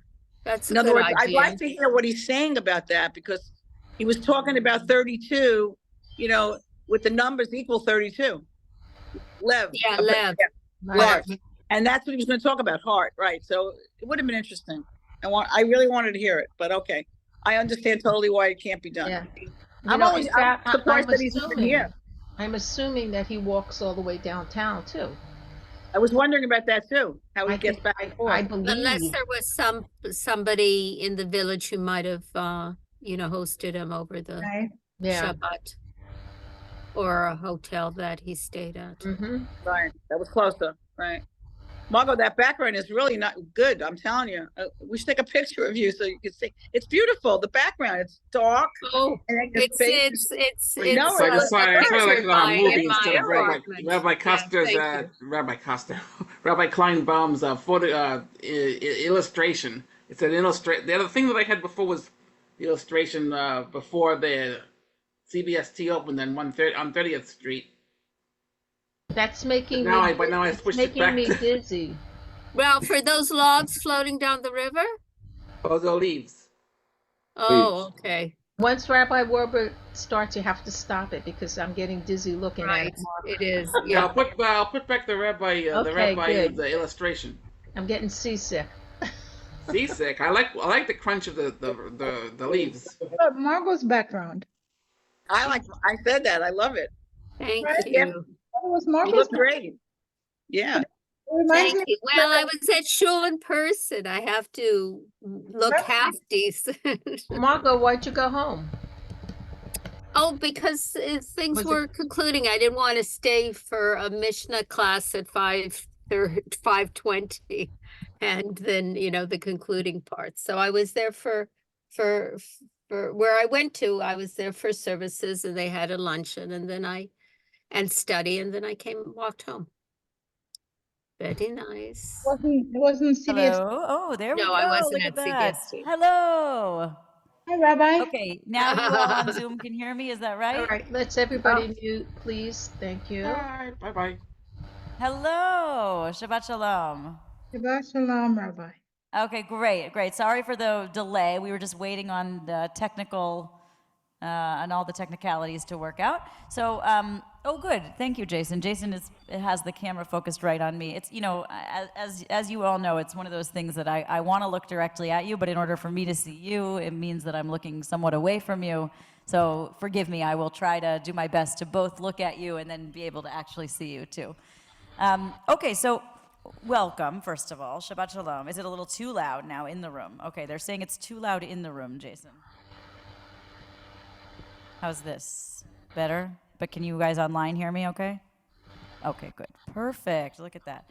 So, first of all, Shabbat Shalom. Nice to spend a whole Shabbaton together. It's kind of, it's very sweet. It's like doing a whole weekend retreat together, but it's, in the city. It's so nice.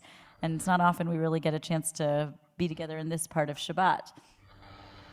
So I wanted to focus on something that I brought up in my service last week when I was leading the service of the heart. So if you weren't there, it's okay. Don't worry. I'll do a little hakdama, a little introduction. But I said something about it in the service last week, and then it's sort of been on my mind since last week, and I've been sort of carrying around this question, and I thought, I started to look into it, and it felt very connected to gratitude, which of course I felt like was a way of honoring Rabbi Kleinbaum, who speaks every week about the importance of gratitude and exercising that muscle, and how that she feels that is one of her great lessons to teach. So I wanted to focus on that a little bit. And I wanted to do so by way of looking at the Shabbat morning service. So I am going to pass out source sheets, actually, and maybe somebody can help me by, thank you very much, Lisa. Everybody can take a source sheet. Actually, will you give one to me too, so that I know what I'm looking at? And I know Sharon has the source sheet available for everybody online to be able to give to them. So thank you, Sharon, for doing that. But before we even look at the source sheet, I'm going to read from the morning service of Shabbat morning.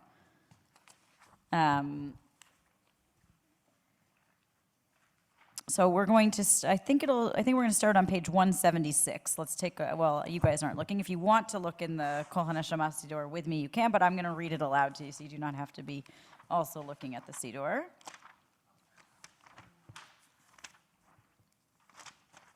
Okay, no, we're not at 176. One second.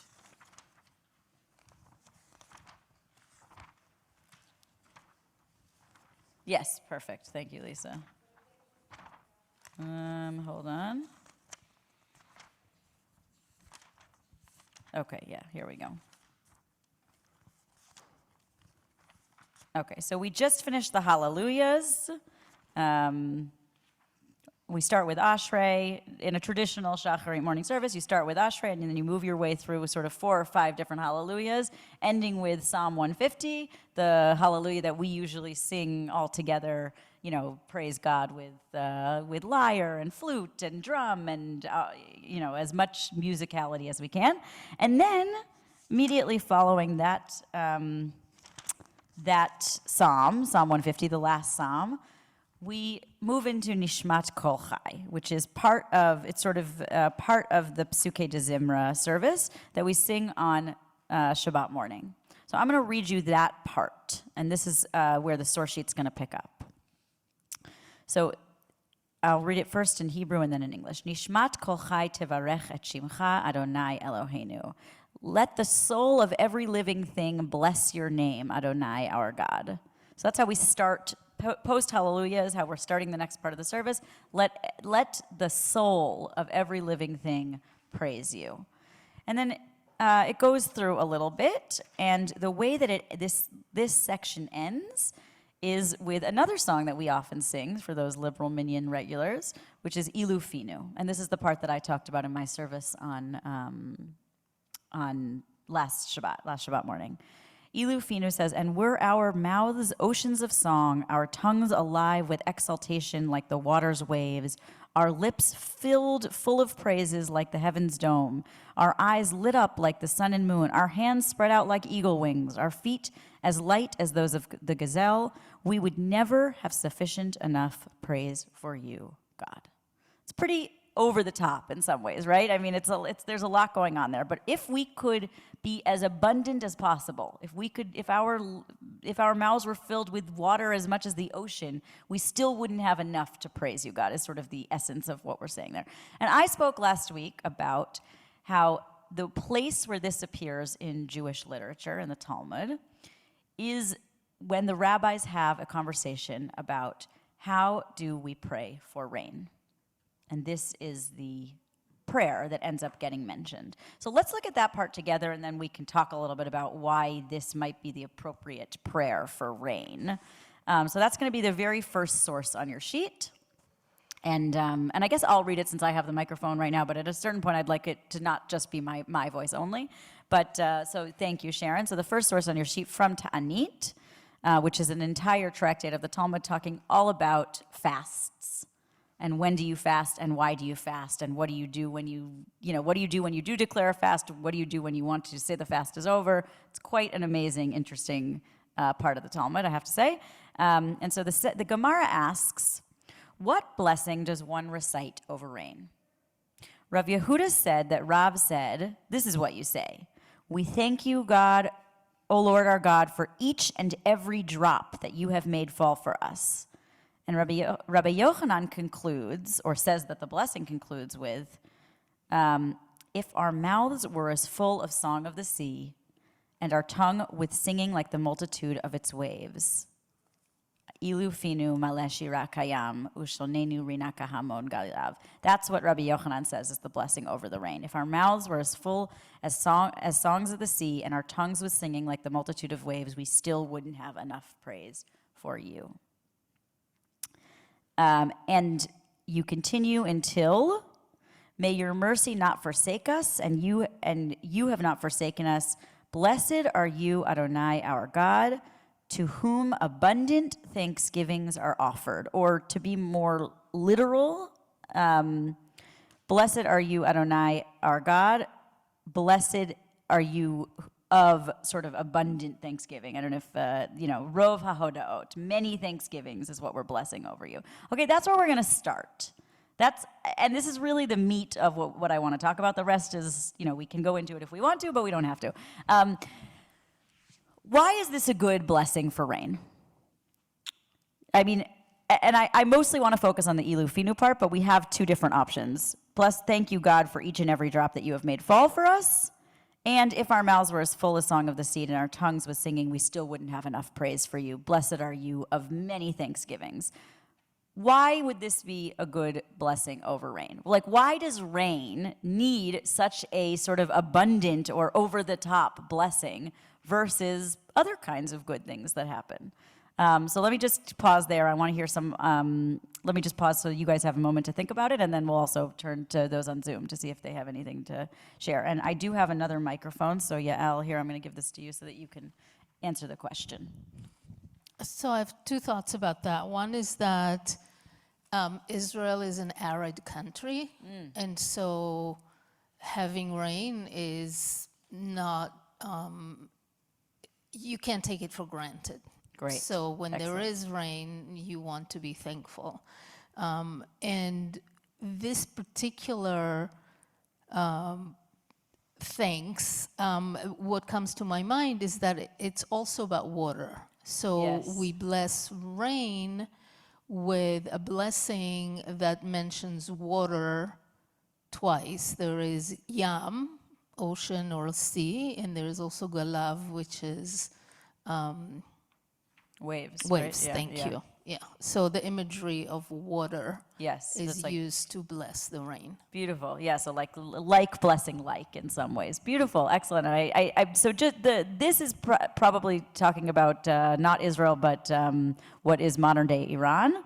But still, your point stands that that it's a place of aridness, of dryness. And I want to actually stop on that. So I sort of want to emphasize what you just said, Yael, because the entire book starts with the question, What do you do when it doesn't rain? Okay, so we started in the middle. What do you do when it does rain? And what blessing should you say over it? But the reason they're even asking the question about what do you say when it rains is because the whole first, I mean, you can see we're on page 6B, I think it said, right? So the whole first 5.5 pages, and the pages are pretty dense, is about what do you do when it doesn't rain? Because that was a very common occurrence for them, and it was also extremely threatening to their livelihoods and to their way of life. You know, that they really needed the rain for their crops, and it was somewhat likely that it just wasn't going to rain. And so the first question that they ask is, what do you do when it doesn't rain? And then they really get deeper into, okay, what do you do when it doesn't rain for a month? Now what do you do if it's not going to rain for 2 months? What do you do if, you know, and then what do you do if it really hasn't rained for the entire rainy season? I mean, we still, nowadays, we have the changeover from when we say in the Amidah, when we say in our prayers, may it please rain. We're still in that time right now. We're about to change over at Pesach, but we say Mashiach Baruch U'Marit HaGashem, blessed are you, God, who makes the wind blow and the rain fall. And that's really a 6-month period. So they're imagining a possibility of a season where rain really hasn't come for, let's say, 5 or 6 months even. And I just really want to emphasize that because I want to come back to that point. But now let's hear some other thoughts. Yeah, Lori, and let's, if you can. We can't live without water. We need water for our bodies, we need water for our crops, we need water for everything that grows on the earth. Beautiful. So it's critical that we be grateful for the water that we have. Beautiful. So Lori, you're really saying rain is not like any other good thing that happens. You might get great news, like something good might happen in your life, and there might be a blessing you say on that, but actually rain is different. Like Dafka, water is so important that there should be a special blessing for rain. Great. Some other, Karen, and then I'll look on Zoom, and then Lisa, I see your hand too. So first I thought I was going to say the opposite of this, but now I'm going to agree with Lori for a moment. So I think it's interesting that the first part of it says, how do you bless rain? And you basically just say, thanks for the rain. Right? Right. Right? Thanks for the rain. Obvious, yeah. But then, right? But then it goes on to talk using images of water to say, and you can't even thank enough. Yes, good. And that's what makes me think about what Good, Lori said, good, beautiful. that it is so important that you actually can't even be thankful enough for it. Great, excellent. That's really melding many things, that we have to bless water with talking about water, and also that it's impossible to even really get at how important rain really is. Excellent. So anybody on Zoom want to, yes, Peaches. So it's all those things that everyone has said, but in addition, I just read recently that water is so important that there's a very discrete amount of time where if you don't have water to drink, you will die. I don't remember the amount of time. It actually, the article I read said what it was, but I don't recall it, but it wasn't a long time. Great. Everybody in the sanctuary is nodding along with you and saying that it's only a matter of a few days. And actually, as Jews, we have another reason of really remembering this is because we read the Torah every 3 days at least. And the reason that we read the Torah 3 times a week, we don't go more than 3 days without reading the Torah, is because you can't go more than 3 days without drinking water. And Torah is as important to our lives as Jews, we say, as water is to our lives as human beings. And so we can't go more than 3 days without reading Torah, just like you can't go more than 3 days without drinking water. So thank you, Peaches. Margot. Yeah, if we as the historically, traditionally, if we as the Jewish people misbehaved, erred, then the skies would seize up and we would enter an arid season, and we would eventually, if we continue, we would be expunged from the promised land, from the land. So I'm thinking this particular prayer that you're citing here today, it is so much about gratitude that if you are in a place of consciousness of gratitude, then how can you go about and do things that will elicit God's wrath or punishment? So, Margot, you're bringing up a really excellent point. Two excellent points. One is that, much like Yael said about how where they're living is a place that's very susceptible to droughts, and so that's one reason why rain is so important. But there also was this belief system that we see mentioned in the Torah that rain is really a like whether or not you're doing good or doing bad is really reflected by rain, and that's actually what. It's a little bit why I wanted to put a dagesh in what Yael said, because I want to come back to it, but really you've brought it back also, Margot, that there was a real belief system about the fact that our own actions really could control whether or not rain was going to come, which is why when rain didn't come, the answer was it must be because of something we're doing. And the answer is that as a community, we need to take on fasting, that we need to take on changing our behavior in such a way to call out and say, we need rain this much, that it must be that we ourselves can impact it, can affect it. So there's a lot to say there, but that's part of what you're mentioning, Margot, is that there was a real belief about that, and maybe gratitude was sort of an antidote to that. And then you also mentioned that part in the Shema that we read each time we say the Shema, it's the second paragraph of the Shema, the part we don't say out loud, that God says, if you go astray, I will close up the heavens for you from rain. And that actually gets mentioned a lot in Ta'anit, Margot. So that's very pertinent to what's happening here. Okay, yes, Lisa, thank you. So the two stories that resonate with me from reading this are Shirat Hayam and Noach. Right, where there's a rainbock after the rain. Mm-hmm. So it sort of points to God's management and God's power in managing the water, and a beseechment of God. And I think this builds on what the last few comments have been. The beseech for God to treat us kindly and with mercy and give us this water, and that God can control the water. Beautiful, beautiful, excellent. Anybody else want to share anything about rain and it's like sort of central significance, why we would need a special bracha for it? Not too much. Right. Somebody else on Zoom. Great. Stephanie, hello. Hi there. I'm actually moving slightly away from rain, but staying in the passage. I just wanted to call attention to the song, because it seems to me that if you're going to be that grateful, you have to choose this verse, because you have to burst into song. A bracha doesn't have to be sung. Wow, that's really beautiful. Excellent. So I just want to be clear. So you're bringing us back to what I started with, Nishmat Kol Chai, right? Like the every breath has to praise you. That part, Stephanie, or a different part? Yeah, just the specific, what the blessing is, that our mouths are full as song. Yeah. Full as song. Beautiful. So beautiful. Yes, great. Excellent. Thank you. Right. Really circling in on the fact that it says it's not just about water, which people have mentioned, but it's also about singing and being full of song. Beautiful, excellent.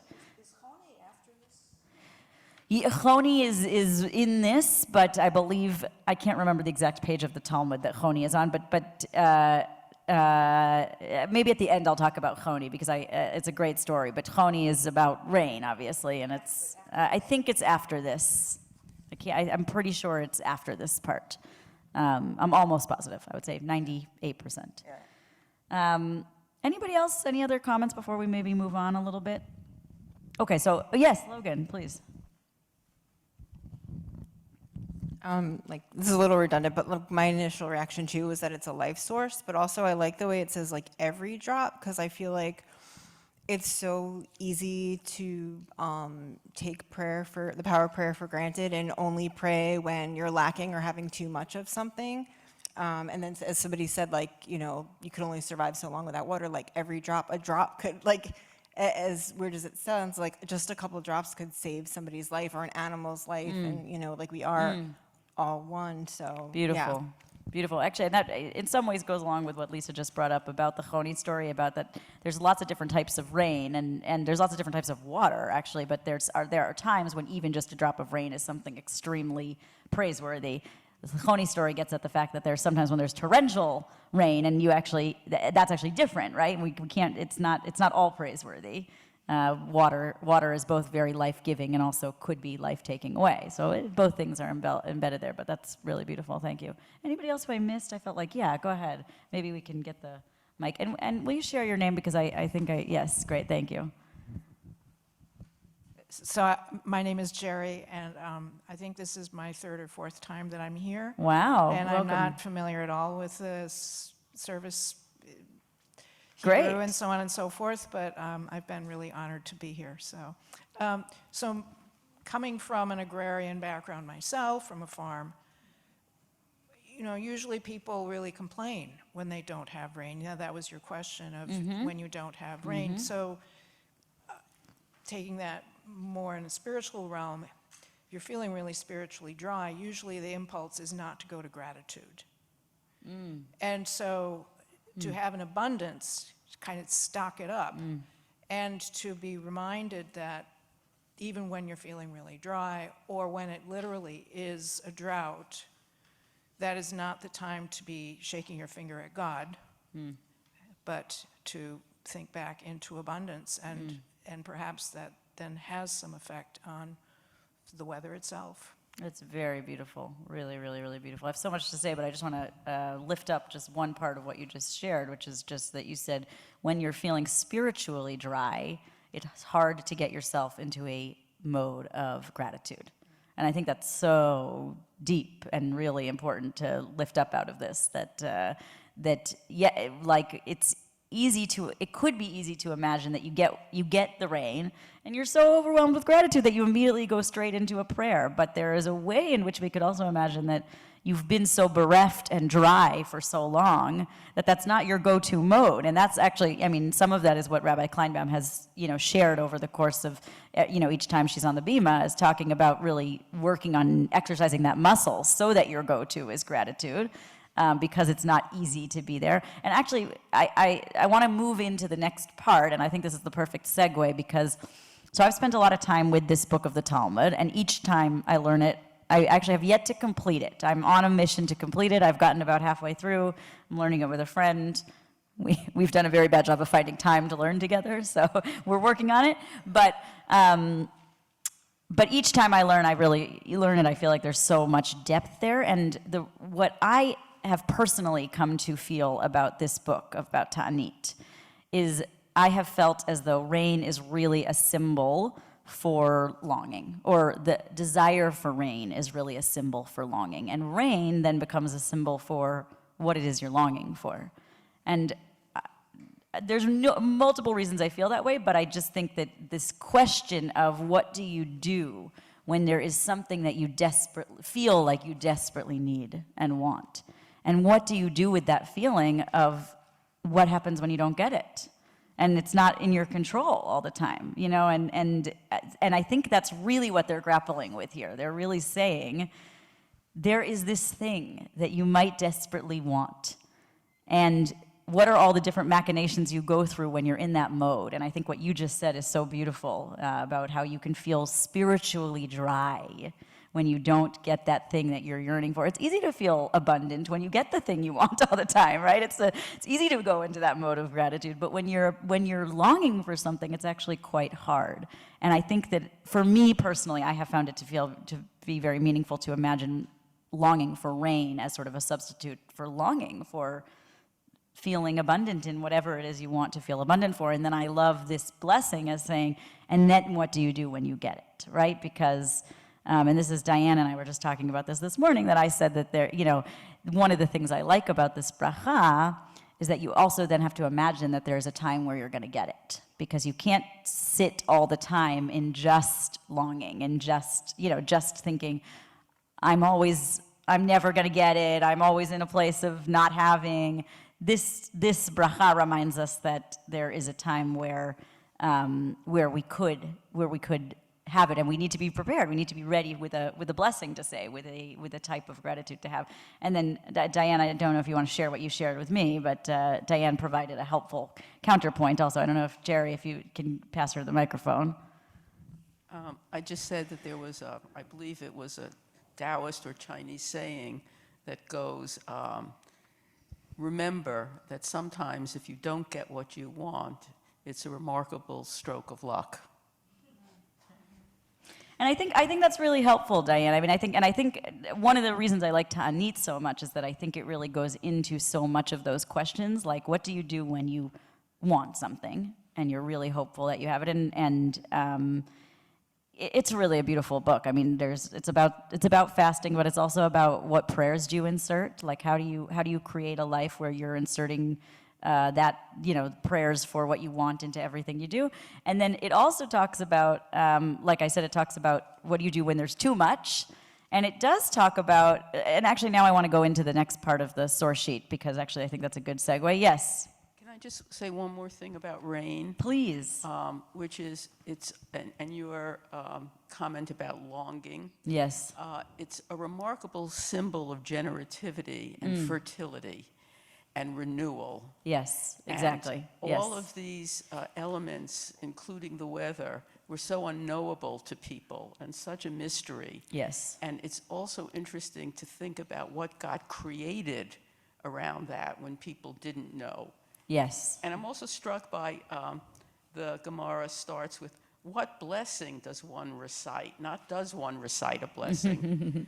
But yes. there is an assumption. But which one? Exactly. Right. Yes. Yeah. Beautiful. Beautiful. And actually, just to that point, Diane, the whole book of Ta'anit opens with that there are 3 keys that God holds that we don't hold. There's 3 things, which is another reason why I think it's really a very apt metaphor. That it already starts at the beginning by saying there are things that are outside of your control, and one of them is the key for rain. And one of them is the key for parnasa, like livelihood, and I cannot remember for the life of me the third key. I haven't looked it, so if anybody knows off the top of their head, but there's 3 keys, and one is the key for rain, and it's exactly what you just said. We don't have any control over it. It's totally unknowable to us, and I love the metaphor that you just brought in, Susan. I'm going to go completely off track here because it's my mentality. Please do. I associate rain with weather, and I associate our weather with climate change. And therefore, this has a bearing on politics. And who is facing up to climate change? Who is taking charge of making it possible for our climate to improve instead of it getting worse, which it is getting worse. Political. Well, that's beautiful, Susan. Right, I'm focusing on the much more individual, personal, spiritual, but I think what you have to say is very important, and also that I shared a little bit before, that the first response is how do we as a community deal with it? Yeah. And I think that's true whether or not it's personal or whether or not it's on a more political, global level. So, I actually think the Talmud has a lot to say about that. How do we take responsibility for our actions is one of the things it's asking. Okay, we don't have a lot of time, but I do want to, because of what we were just talking about, I want to move us. I'm going to steer us away from the next 2 sources. Those are somewhat interesting, but I actually want to move into the. It has Hebrew, then English, Hebrew, then English. This is from Rambam. This is from Maimonides. And it's all about brachot, about blessings. And he is now going to ask this question about blessings about gratitude. And what are the different types about blessings about gratitude? And let's read it through together a little bit and then see how it relates back to rain and longing and etc. So maybe now I'll ask some other folks to read. So maybe anybody who hasn't spoken yet or wants to hear their voice on the microphone? Great, Lori. So why don't you just read, starting from when a person hears favorable tidings. I'm sorry. When a person hears favorable tidings. Okay, down to the whole thing? No, just until at one's time of difficulty. Okay. Those 2 paragraphs there. Okay. When a person hears favorable tidings, he should recite the blessing, "Blessed are you, God, our ruler, King of the universe, who is good and does good." If he hears bad tidings, he should recite the blessing, "Blessed are you, the true judge." Okay, hold on. Now I want to pause you. Great, that was excellent, and I like that you made the bracha your own a little bit. That was very good because. But basically, what do you do when you hear good news? You say this blessing: Baruch atah Adonai, Eloheinu melech haolam, hatov v'hameitiv, on the good and the one who does good. What do you say when you hear bad news? Baruch Dayan Ha'emet, which most of us know from saying around a funeral, or if you hear if somebody has died. But that's what Rambam is saying here. This is the blessing on hearing not so good news. So Hatov v'Hametiv on good news, Baruch Dayan Ha'emet on bad news. Okay, great. Keep going, Lori. A person is obligated to recite a blessing over undesirable occurrences with a positive spirit. This is very Maimonides of him, okay? This is him talking here, yep. In the same manner as he joyfully recites a blessing over desirable occurrences. And you shall love God your Lord with all your might. Included in this extra dimension of love that we're commanded to express is to acknowledge and praise God with happiness, even at one's time of difficulty. Thank you, Lori. So this is very Maimonides of him. It's actually not the focus of this session, but anybody who studies with Rabbi Moskowitz in the mornings, this is very his theology here. So we could debate whether or not we agree with him or not, but I wanted to just bring in the fact that there are these two different brachot, both on good things and on bad things. Great. Let's hear from somebody else for the next paragraph. Eileen, will you? When a desirable event occurred to a person or he heard favorable tidings, although it appears that this good will ultimately cause one difficulty, he should recite the blessing Hatov v'Hametiv. Conversely, if a person suffered a difficulty or heard unfavorable tidings, although it appears that this difficulty will ultimately bring him good, he should recite the blessing Dayan Ha'emet. Blessings are not recited in consideration of future possibilities, but rather on what happens at present. So I thought that was kind of interesting, right? So everybody got that basically no matter, regardless of what the outcome is, maybe you hear good news and I don't know, we could maybe try and brainstorm exactly what that would be. If we heard good news, but we knew that it would be bad for us in the end, you should recite the blessing on good news, or vice versa. If you heard bad news, but you knew maybe in the long run it would be good for you, you should still recite the blessing on hearing bad news. So I liked I wanted to just bring out the fact that, blessings are for this moment, not for a future moment. Okay, great. Who wants to read the next part? Great, yeah, Madeline? The following rules govern the recitation of blessings for abundant rainfall. If one owns a field individually, he should recite the blessing Shechienu. If one owns it in partnership with others, he should recite the blessing Hatov v'Hametiv. If one does not own a field, he should recite the following blessing: We thankfully acknowledge you, God, our Lord, for each and every drop that you have caused to descend for us. If our mouths were filled, they shall all give thanks, praise, and bless your name, our King. Blessed are you, God, the Almighty, who is worthy of manifold thanksgiving and praise. Okay, so that was amazing. Thank you for reading that. So let's just pause there, okay? What is the blessing on rain? Rambam asks now. Okay, there's three options. If you own a field individually, you recite Shechianu. If you own it in partnership with others, perhaps co-housing wise, you should recite Hatov v'Hametiv, which we just heard about, was the blessing on good news. If you don't own anything and you're just experiencing rain, not as a owner of a field, you should recite what we heard in the Talmud. We praise you about each and every drop, and ilu finu male shira kayam, if our mouths were filled with oceans of song, we still wouldn't have enough praise for you, ending with Baruch Ata Adonai, Rov HaHodaot, many thanksgivings. Rambam adds a little bit here, but that part's not so important. So let's pause there and talk about it. Why do you think these things are true?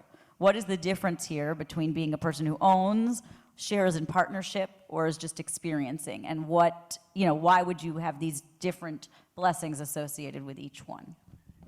Karen? I'm not so sure about the first two, but on the third one? Yes, so on the one where you're an individual, right. Yeah. So it's like you're not getting any direct benefit to your field, and yet you should have even more praise when there's not an exchange happening. Like, great, my things are growing in my field now, Shechianu.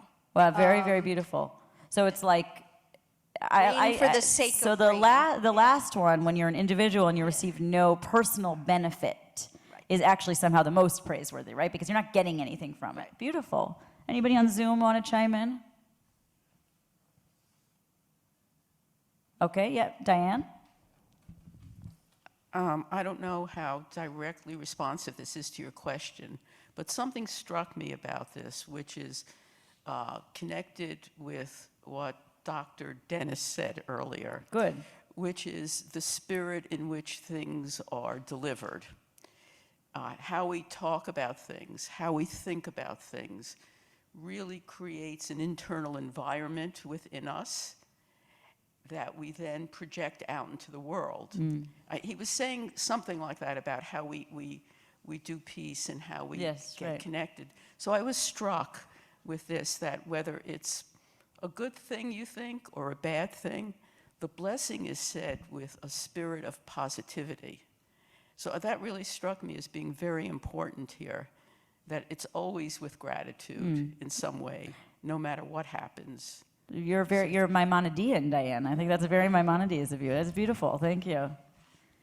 Any other thoughts? Yeah, Jerry, and then Judy. I just wanted to pick up on that same point, and going back to the first page, if our mouth were as full of song as the sea, and our tongue was singing like the multitude of its waves, that to me is all about language.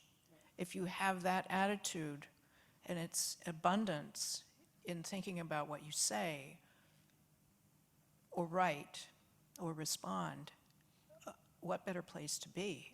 And there's always room for it to get bigger, or to grow, or to have more gratitude, and not in the flaky kind. Right. Something real. Yeah, absolutely. Right, yeah, beautiful. So Judy, yeah.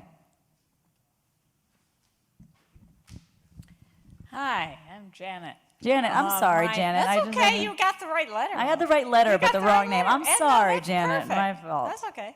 Oh, at first, the first gut feeling I had was, the person who knows their place because they're the person who doesn't own anything has to do a lot of praise. But now I'm listening to everybody and I'm changing my mind. And I'm thinking that most of the people who are really affected here are probably not the people who own the field. There's probably the majority of people may not be owners. So it's even more important for them who may not have anything else to rely on, that they get help with rain. Beautiful. Yeah, excellent. Anybody else? Logan? Yeah.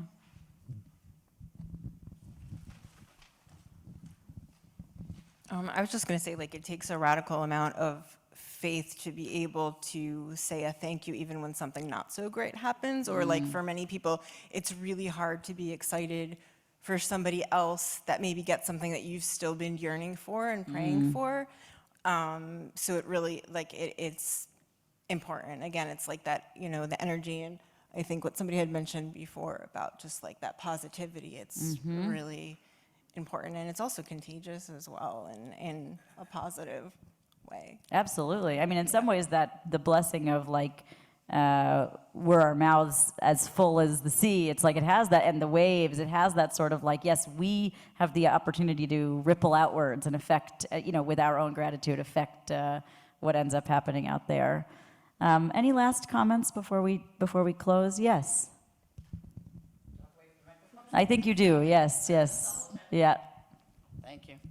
Actually, what I was thinking about was Shekianu. We say that when there's thanking God for being able to make it to this day, correct? So if I'm the owner of a field and it hasn't rained, thank God I made it to this day, because, hey, I could have been ruined if I didn't make it to this day. So maybe that, because of I know it's immediate, or it could be delayed if you think about how long it took to happen. We don't know when the rain came based on what we've read. So I'm just thinking in terms of that. Yeah, well, I like thinking of all of these blessings as being sort of bundled together with each other in some ways. Shechianu, Hatov, Hametiv, and Rov HaHodaot, which is what this one ends up, being in the end here, although it has the Ilufinu part in it. And it came up a lot with, what blessing do you say over getting the COVID vaccine? Like, you know, do you say Shechianu because you've been waiting a long time? Do you say Rov Hodot, we're so filled with thanksgiving, we couldn't possibly have enough to praise you, even if, you know, we couldn't even imagine how much we have to praise you? Or do you say Hatov V'Hameitiv, it's good news, blessed are you, God, who does good works and creates good in the world? Anybody want to just say, just like which one they would say, just on a gut? I can share what I said, but I'll share it afterwards. But anybody want to say what? Yeah, Naomi. Erin and I got vaccinated on Easter, and it was all about like rebirth. Oh, wow, yeah. So I felt like we were hidden, and then we were born. Beautiful. So that's what came up for me. Did you say Shechianu then? That sounds Shechianu-ish. There wasn't a formal but there was blessing. Just a there was a sentiment. Yes, beautiful, excellent. Yeah, Hillary.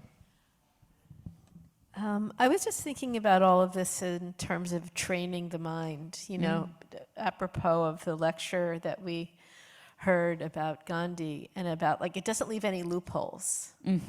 Like, you have to be grateful in every circumstance, and no matter what the circumstance is, that it's still an occasion for gratitude, and how this trains the mind to not, because it's very slippery up there, right? Yeah, especially when you're hoping for something and not the same receiving thing it, yes. for nonviolence, or when it comes to vengeance, to train ourselves to be peaceful. We can't leave any room for any loopholes. It's beautiful. That's really beautiful. Thank you. Yeah. So I want to close because I think I think we said we would only go until about 4:15.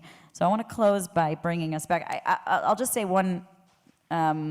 The last page, which we didn't read, by the way, is just because it kind of takes us on a whole other track that we don't really have time for right now, but I do encourage you to read it because I think it's extremely interesting, and I'd love to hear what you have to think about it. But it has to do with it says there are 4 individuals who are required to give thanks, and I'll just read it because why not? Now I'm already talking about it. There are 4 individuals who are required to give thanks: a person who's been sick and then recuperated, a person who's been imprisoned and then released, a person who arrived at their destination after a journey at sea, or one could say a dangerous journey, and travelers who reach their destination as well. I love those categories. Also, I'll just, we won't go into it, but I'm just going to put that out there as the 4 types of people who are required to give thanks. But in order to close, I want to bring us back to the first page. I want to bring us back to the Isaiah quote, remembering that I was talking about how this is baked into our Saturday morning service. And the Isaiah quote says, God says, build up a highway, clear a road, remove all obstacles from the road of my people. For thus said the one who high aloft forever dwells, whose name is holy. I dwell on high in holiness, yet with the contrite and the lowly in spirit, reviving the spirits of the lowly, reviving the hearts of the contrite. And the Hebrew part is Shochen Ad V'Kadosh Shemo Marom V'Kadosh Eshkon, which is the part in our, echoes that part in our Saturday morning service of Shochen Ad Marom, which Nishmat Kol Chai leads into. And I just wanted to bring in those 2 things next to each other, that there is a way in which blessing God and talking about how God dwells on high, and we would love to bless God with all of our souls and all of our, our mouths filled with song. And sort of sitting right next to that is this idea that God is with us in the places where it's hard to bless God. God's with us in the place where it's where we're feeling low or contrite in spirit, and those 2 things are really kind of constantly standing next to each other. That being able to have gratitude, as many of you said, is a practice, but it's a practice that's really coupled with the understanding that we don't always feel gratitude, and both those things really have to be there in order for the gratitude to be real. I think, as you said, Jerry, not a fake gratitude, but a real gratitude of saying there are times where we feel so low that we can't imagine what it might be like to praise God, and yet we still, as Jews, create the opportunity to say we have a blessing for it when it comes. So I just wanted to end there, and thank you all for beautiful learning. Thank you all for joining on Zoom as well.